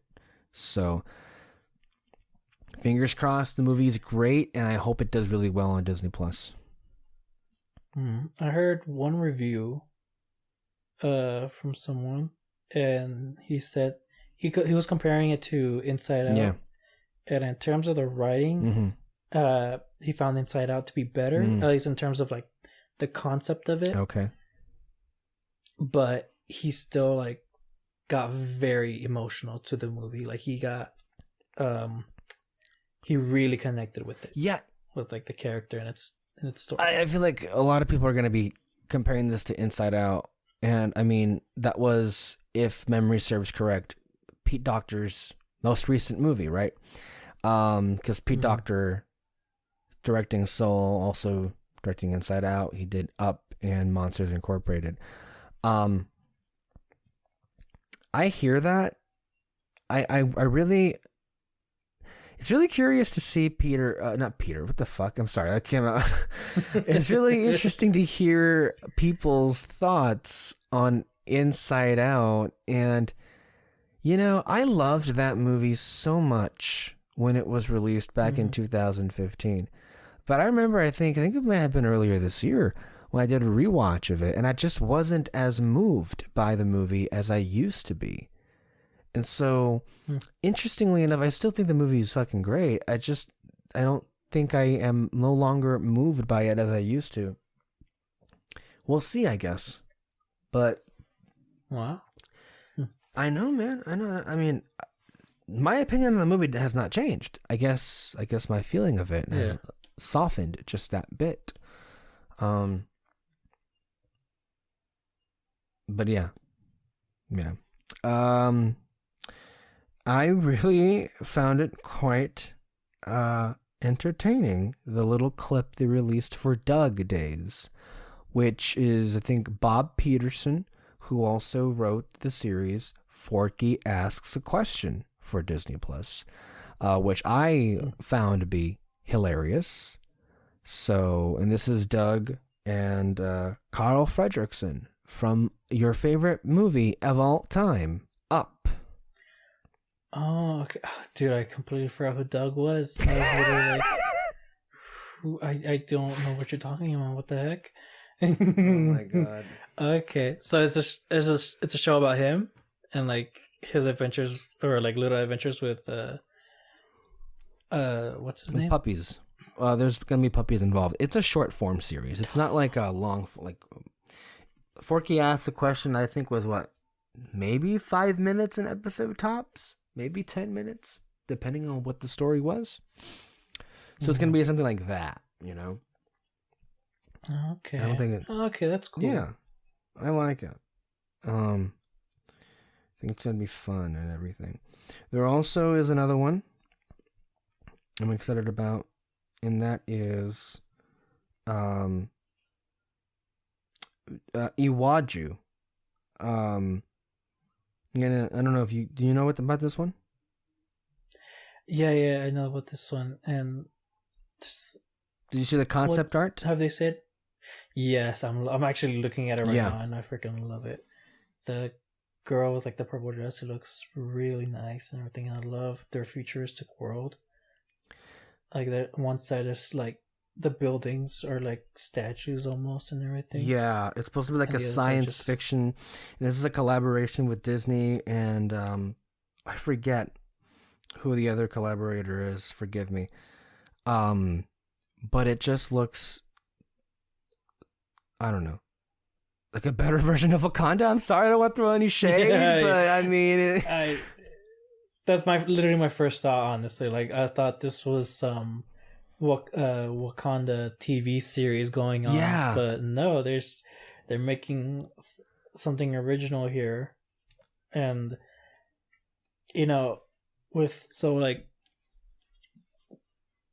with their live action stuff, more importantly Mulan, getting the culture right of something, they fuck up. Oh yeah, with the live action, but I don't think they've disappointed when it comes to animated. Depending on who you are, they're. I mean, for the most part, you are right. Every now and then, there's a movie that it causes a conversation. Like people still talk about Moana. Now I don't know if that's the culture itself or others who are speaking on behalf of the culture. So it's complicated. But I think for the most part, Disney in later years and lately has been doing a great job with their animation. And we should mention that for a lot of the animation, which we've yet to mention, they're in this list of the things that I'm excited about for a good reason, but it's a very diverse group of characters. Finally. Honestly. Mm-hmm. And that includes this, Iwaju, and this just looks like this was the most creative, original thing I think that was unveiled in the entire presentation, and I'm all for it. We need more of this stuff. Yes. And I'll go back to the cultural accuracies, I guess. I'm sure there's going to be some missteps, obviously. Well, Pocahontas, but, like, remember that one? They put more of an effort It seems that way, yes. Stuff then. Yeah, okay. I just thought I wanted to say that. No, you're right. Next thing that I'm excited about, the Taika Waititi Star Wars movie. Yeah, that's probably the thing I'm most excited about in Star Wars at the moment. Mm-hmm. They haven't said anything about what it is. It's just he's directing something.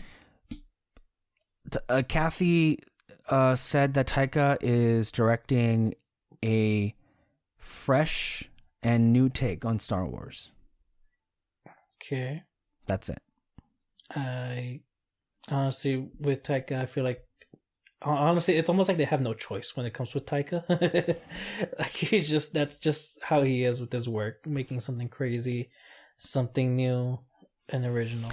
Yeah, Taika is interesting, right? Like it's an interesting trajectory of like his career. Like, so you go from Thor Ragnarok to Jojo Rabbit to Thor Love and Thunder and now to a Star Wars movie. It's a pretty fucking great ascendancy for him. I'm happy for him. Mm-hmm. No, yeah, I'm excited. The Guardians of the Galaxy Holiday Special. Give this to me now. I need this now. Yes. The thing that pissed me off was that this is gonna come out in 2022. I need this now. What are you talking about? Oh no! Really, 2022? Yes, because they're gonna film this while they're also filming Guardians of the Galaxy Volume 3, which they haven't done. They'll do later next year. Is when they're gonna start production. Oh, okay, fine, that's fine then. I can wait. But oh god, I'm so excited. Like, what the heck is gonna happen with this? Like, my only thought, the only idea I can come up with is that Peter brings up Christmas and they're like, "What is that?" And he's just God. Like, "We gotta celebrate it." And I would love it if it ended with them putting lights around Groot. And just, oh my god. And he's the Christmas tree. That would be so cool. I really hope they'd end it like that. No, man. Yeah, this is legitimately exciting. Honestly. Oh my god. And you know, when we're talking about holiday specials, do you think they'll ever drop the Star Wars holiday special on Disney Plus? Oh god, I hope not. I mean, it's awful. It's awful. Yeah, I've seen clips of it, and I'm not kidding you. Like, it brings me fear watching those clips. Like, it's just, what the fuck is going on? Yeah, it's fucking terrible. I'm not sure I've ever watched the whole thing straight through. I think I've seen like the major clips of what happened, and I can only imagine watching that would be a horrendous experience. So we have a couple of animated projects here. Tiana. It's about fucking time. It is about fucking time. And I'm happy. Like, look, I have no problem with I much prefer that Disney do television shows of their latest revival movies than having the need or feeling the need to do feature length sequels. It worked out with Frozen 2, I feel. Ralph Breaks the Internet was good, but you know, I'm all in favor of animated television series with their premiere characters, you know? Like, for example, I think Wreck-It Ralph would be a great Disney Plus TV series. I think The Incredibles, I keep saying this, would make a great Disney Plus TV series. Where is that? Where is that? I mean, do you think people will be jumping up and down for The Incredibles? Oh yeah, I know. The only thing like that I'm curious about with like all of their And let me read it real quick. series. Tiana and then the other one, Moana, are being labeled as full length comedy musical series. So Ooh. Well, and there's also other ones too, like Baymax and Zootopia yes, Plus. Is yeah, that yeah. what it's called? Baymax and Zootopia Plus. Zootopia Plus, And those yeah, yeah. all those are series. Mm-hmm. Okay. The only thing I'm curious about is the animation. Like, are they gonna? They didn't go into detail, did they, about that? Yeah, I'm curious because like I know with Tangled, you know, they went 2D, Mm-hmm. kind of really cartoonish and all that.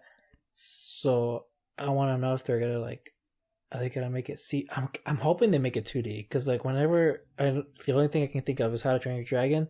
They made that into a show with CG animation, and it's not. I that think great. we need 2D animation back, and I think the one for sure will be Tiana.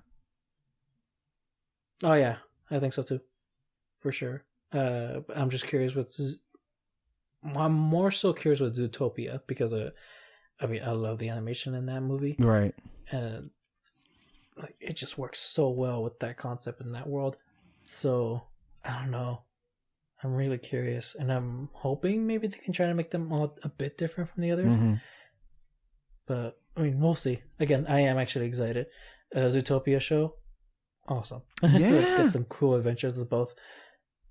Absolutely. I'm all in favor of that. I'm excited for Raya, which they announced would be a premiere access. We'll get to that topic a little bit later. It looks beautiful. I'm also excited for Luca, the Riviera and Riverside Pixar movie, which basically looks like Call Me By Your Name, but in animated form. We joke about that, but that's what it looks like. Encanto. I love the trailer. Yeah, can we get that movie now? I can feel how great that's gonna be already, you know. So yeah, I'm really looking forward to like anything Disney animation. I think that's like that may end up being the crown jewel of all of this, which as it should be, right? It is Disney animation. Yeah. Yeah, and the other stuff that I liked was I said on Fantasy Fair that Logan there was a screenshot someone took of the presentation that Logan would be coming to Disney Plus next year. Well, guess what else is also coming to Disney Plus next year in that screenshot? Agents of S.H.I.E.L.D. Maybe you should I think that's a show you would love. For those out there listening, it's a show that David and I happen to love quite a bit. And who knows, we might even plan a little S.H.I.E.L.D. project for the occasion whenever that actually does drop on Disney Plus, but it's about fucking time, right? Let's see here. And staying on Marvel, I gotta say, it's really interesting. I have a range of different opinions on these MCU Marvel series, like mostly indifferent, some I'm intrigued, but there's really only one that I'm actually legitimately excited about because of the genre that it's in, because of who it's featuring. And it's the Secret Invasion TV show with Nick Fury and with Talos, played by Ben Mendelsohn, coming back from Captain Marvel. He was the best part of that movie. I'm glad to see that character again, and I'm glad to see Nick Fury again. In many ways, this feels like the spiritual successor to the S.H.I.E.L.D., the S.H.I.E.L.D. TV show, because of the genre, the similar genres that it's playing with. And so that's why I said, hey, Kevin Feige, this is literally the perfect show to bring back, I don't know, a Clark Gregg or a Chloe Bennett. Literally, this is the perfect show to bring that back if you're going to do that, ever. Either way, I don't know. I think it's finally cool that we're going to see, you know, the Kree and the Skrulls in the MCU in here. I mean, legitimately, that storyline, because it was teased about, I think we talked about in our Captain Marvel audio commentary, but it really wasn't all the way full-fledged into it. So with this Secret Invasion, it's basically that two-parter from Doctor Who, the Zygon Invasion, Zygon Inversion. If you know your Doctor Who, you know what I'm talking about. Into a TV show. But like, yeah, I think this will be cool. I'm looking forward to this. Yeah, same. Oh man.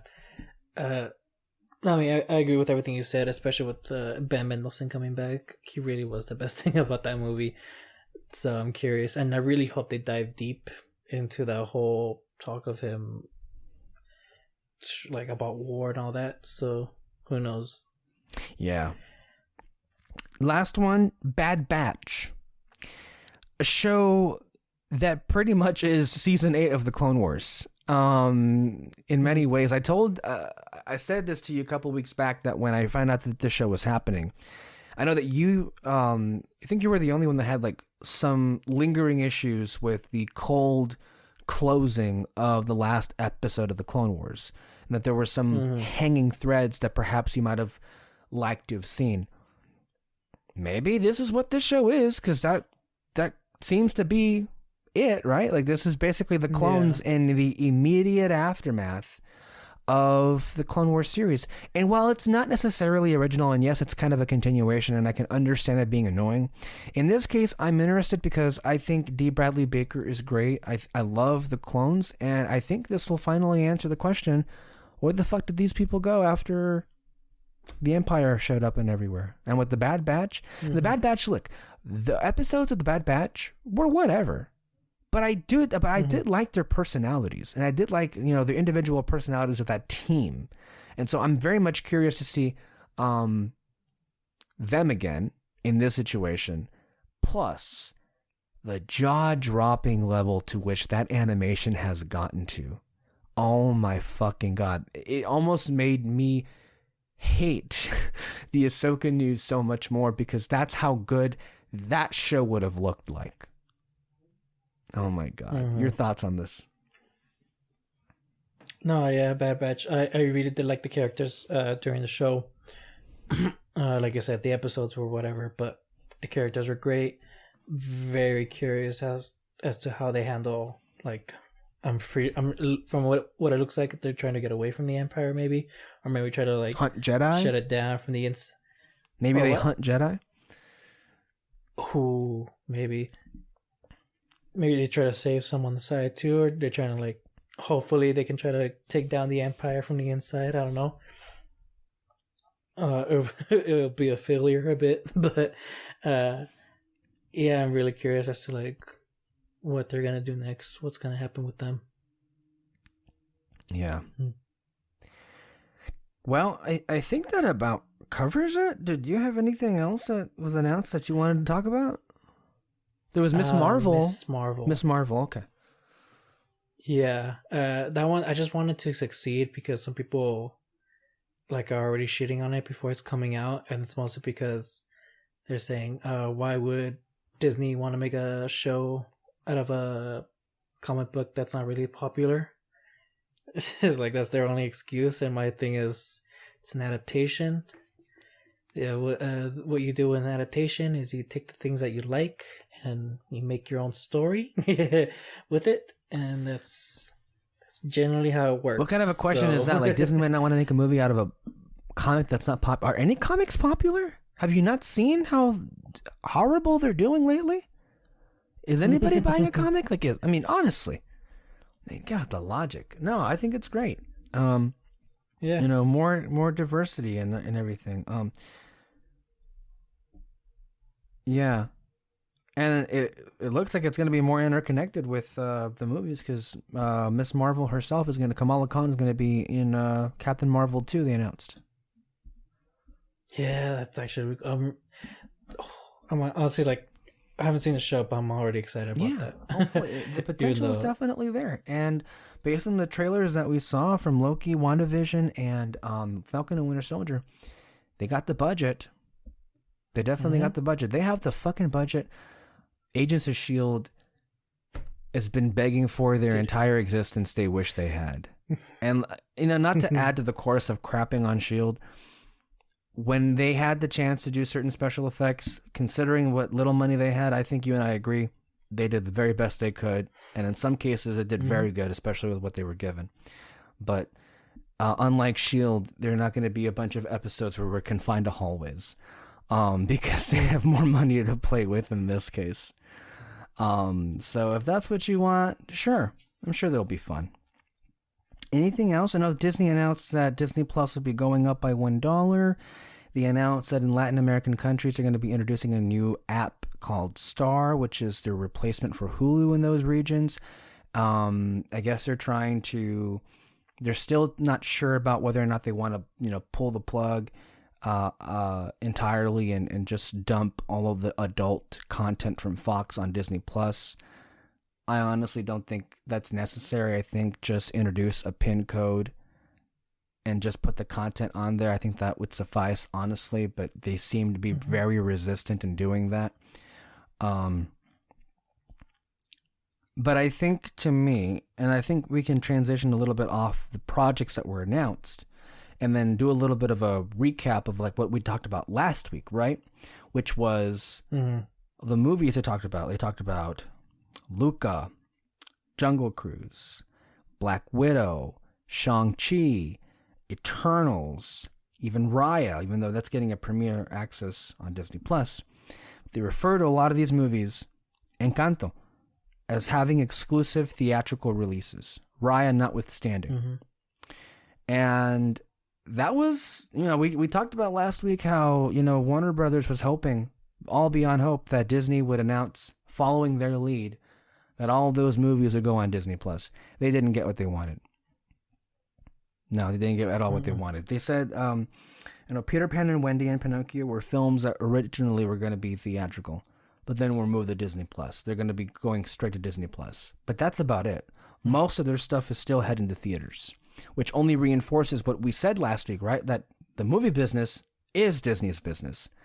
And I guess the real question is, like, because some of these movies come out really early, and so I'm just going to anticipate that they're going to end up pushing back. And in some cases, that may not be the case. When we talked about Black Widow last week, about all the options where it could move, if it has to move, I think I'm not even sure there's an option anymore for Black Widow. Either it comes out May 6th in theaters, or it comes out May 6th in theaters alongside a premium access for $20 on Disney Plus. Because Shang-Chi comes out in July, and Eternals comes out, I think... Shang-Chi... No. There's 4 Marvel movies that come out that year. So there's Black Widow, Shang-Chi, Eternals, and Spider-Man 3. So how you can't... Unless you're going to push all of them back, which I don't know if you can.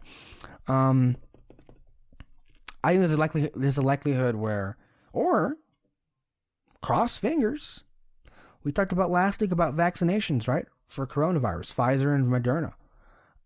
We talked about the timetable, right? That the earliest that it looked like would be April. Some said May, some said June. Dr. Fauci, which is the lead infectious disease expert in the country, said today on MSNBC that most people should get the vaccine, the coronavirus vaccine, by late March, early April. That is very, very, very encouraging news if this is true. And that could be pivotal in terms of what Disney decides with its movies. Because Raya is coming out March, right? If Raya is coming out March, because then it's going to have a theatrical run, but that's why it's also, at this point, it's being described as premiere access as well. And so Black Widow is the first one coming out in May, and then the rest coming out after her? Yes. Okay, so then, I mean, it's like I said before, I think they're gonna try to see the other movies coming out before. If the numbers are getting higher, then they might stick with the theatrical. The COVID spike, basically. Yeah, it's like whatever happens during that time, they can change their mind at any moment, really, and just either stay theatrical or do both. Which, I mean, again, we can only just wait and see what the heck is going to happen. But yeah, it is an interesting contrast, considering all of the stuff we talked about last week in terms of how these two studios are operating. And Disney definitely came across as the number one supporter for the theatrical business in that presentation, if they do decide and stay that route. But I think it also signals to WB they done fucked up. They really did. Yeah. Actually, I just I was listening to a podcast and someone mentioned like Warner Brothers situation and made a good point that, you know, when Warner Brothers announced their theatrical runs, but also HBO Max thing, that it was going to be the death of cinema or theaters. Right. And in the podcast, this person said that if theaters were going to die, it wasn't going to be because of Warner Brothers, but because of COVID. And so I just didn't really think of it like that very much, you know? And so Disney like standing their ground, I guess, with the making just theater releases. And I don't really see it as them like you know, wanting to save cinema in a way, but really just trying to like hope for the best. No, I agree with you 100%. Yeah. I think that's a bonus, but I don't think that's think that's what made the decision. I think at this point it seems they're far more optimistic about how things would look like in 2021 than Warner Brothers seems to be. But also, let's be real, they're not anywhere near as desperate as Warner Media is for HBO Max, because Disney Plus has 85 million subscribers. Or 86 million subscribers. So they're not in the position yet to light billions of dollars on fire to promote their streaming service. You know why? Because they just unveiled all of these like top brand shows that are going to be on there that HBO Max has nothing to compete with. What does HBO Max have that can compete with any of this? I mean, the Snyder Cut, that's it? Barely, honestly. Yeah, so that's why they don't need to do this. So it was unnecessary for them to announce that. And also, that's why I said it also is likely that some of these, like Black Widow, may end up backtracking and say, because things are still not improved yet, we have no choice. If theaters are open, it'll still be in theaters if you want, but what will be different from us is if you want to see our movie on our streaming service, you got to pay, because we're in the position to ask you to pay for it. And with Black Widow, I think the results would be far more successful than it were with Mulan in that situation, it seems like. Oh, for sure. So that's the differences. But at the same time, Disney saying that all these movies would stay in theaters has been the best fucking news all year, I think, for theater owners. So, I mean, you really can't mince words with that in that situation. And also, to be clear about what that person said, COVID, sure, but it didn't have to. It didn't have to, because the government let it be that way. Because who was in charge? For sure. Donald Trump, the president of the United States. And how many have died? And how many have gotten infected? How many lives have been destroyed? How many industries have been destroyed because of his carelessness and recklessness and complete inability to fix this problem? Right? Yeah. So let's be real about that. And also refusing to help people financially while they're going through this situation. So if I may, David, I want to read this because we didn't have this last time we were recording. But when we mentioned Denis Villeneuve, amazing filmmaker, but he had an op-ed in Variety, kind of his response to the news. Have you read this? Not the whole thing. I'm going to go ahead and read it if you don't mind. That way for people to be aware of this. It's not terribly long at all. So this is Denis Villeneuve, the director of movies like Blade Runner 2049, Arrival, Sicario, Prisoners, and the upcoming Dune, in his own words.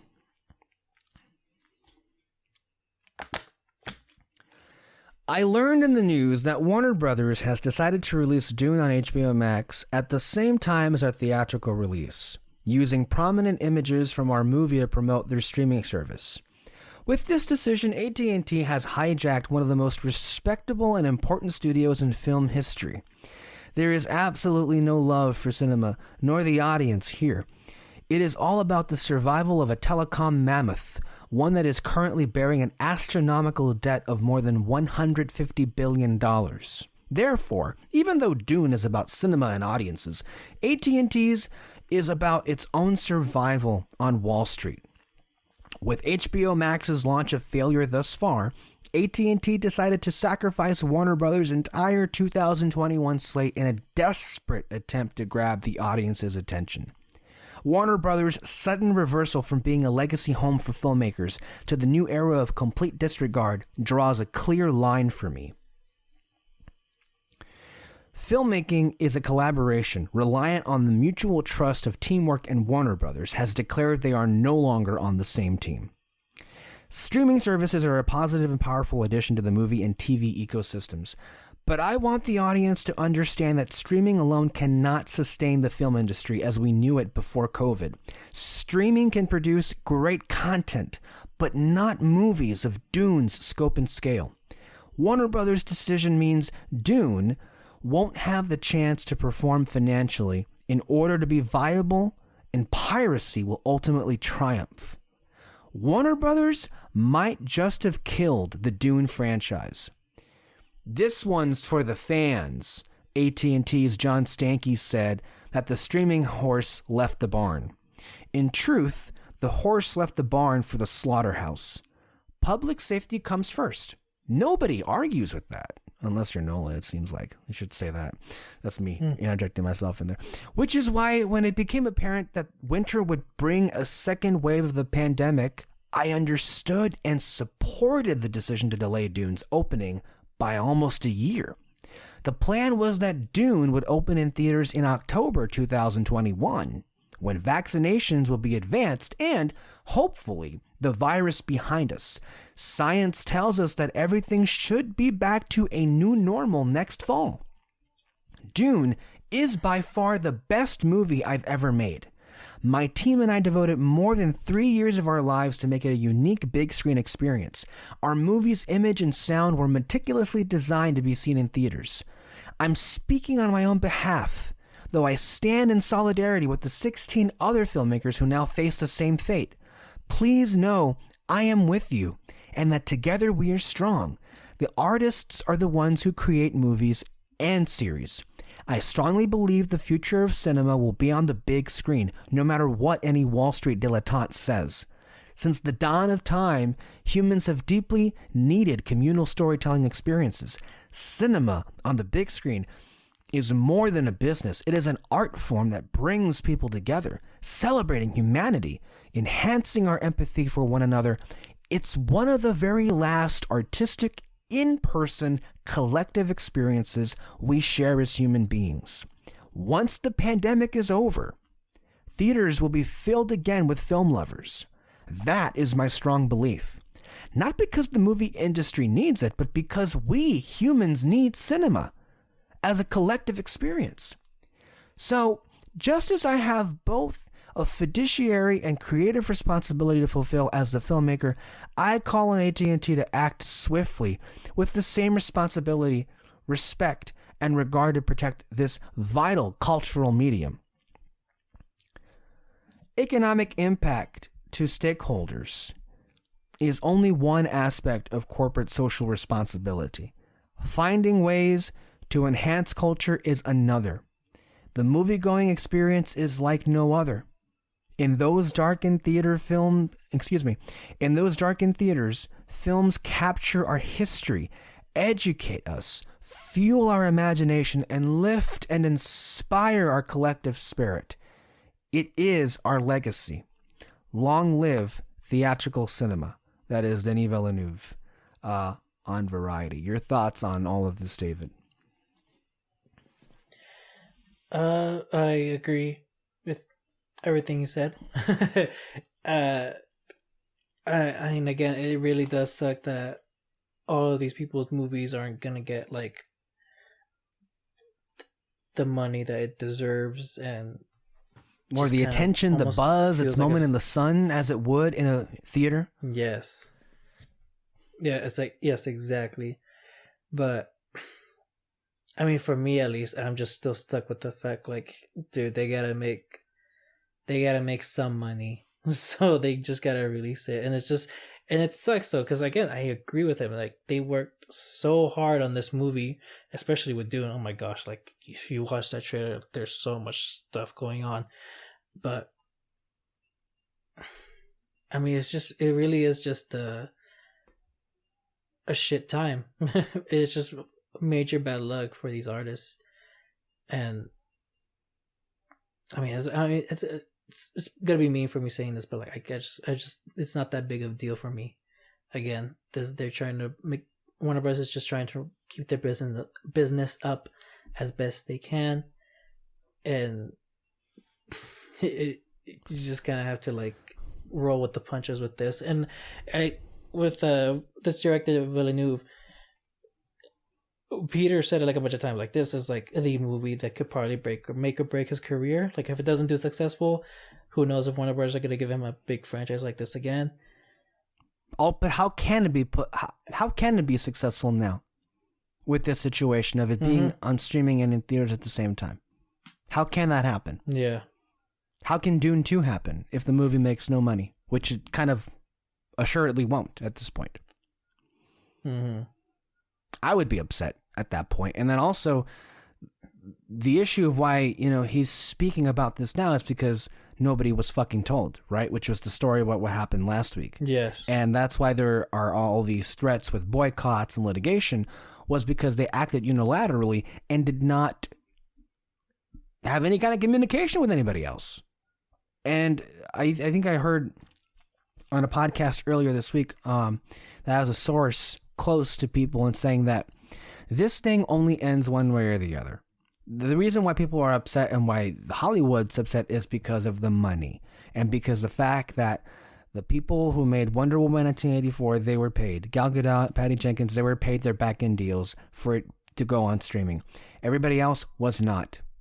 If WB does not pay them, there's going to be a war coming. The only way they solve this problem, the bad press and all of this, is to pay the talent of those 17 movies what they're owed. If they don't do that, all hell will break loose. That's the problem right now. Yeah. The decision, you can agree with it or not. I mean, I think I've been more than fair on like, you know what? I don't necessarily like this, but it makes a lot of sense. I think I was very, very fair to it. It's not what I prefer, but it's what happened, and it's interesting experiment. And it's not as if Disney is doing anything that different with Premiere Access and with a corresponding theatrical run. But what's put a lot of bad taste in a lot of people's mouths is the way that Warner Brothers handled this. And the fact that they so fucked this up that they may have irreversibly severed ties with so much of their talent, who might now take their future projects to Universal or to Paramount.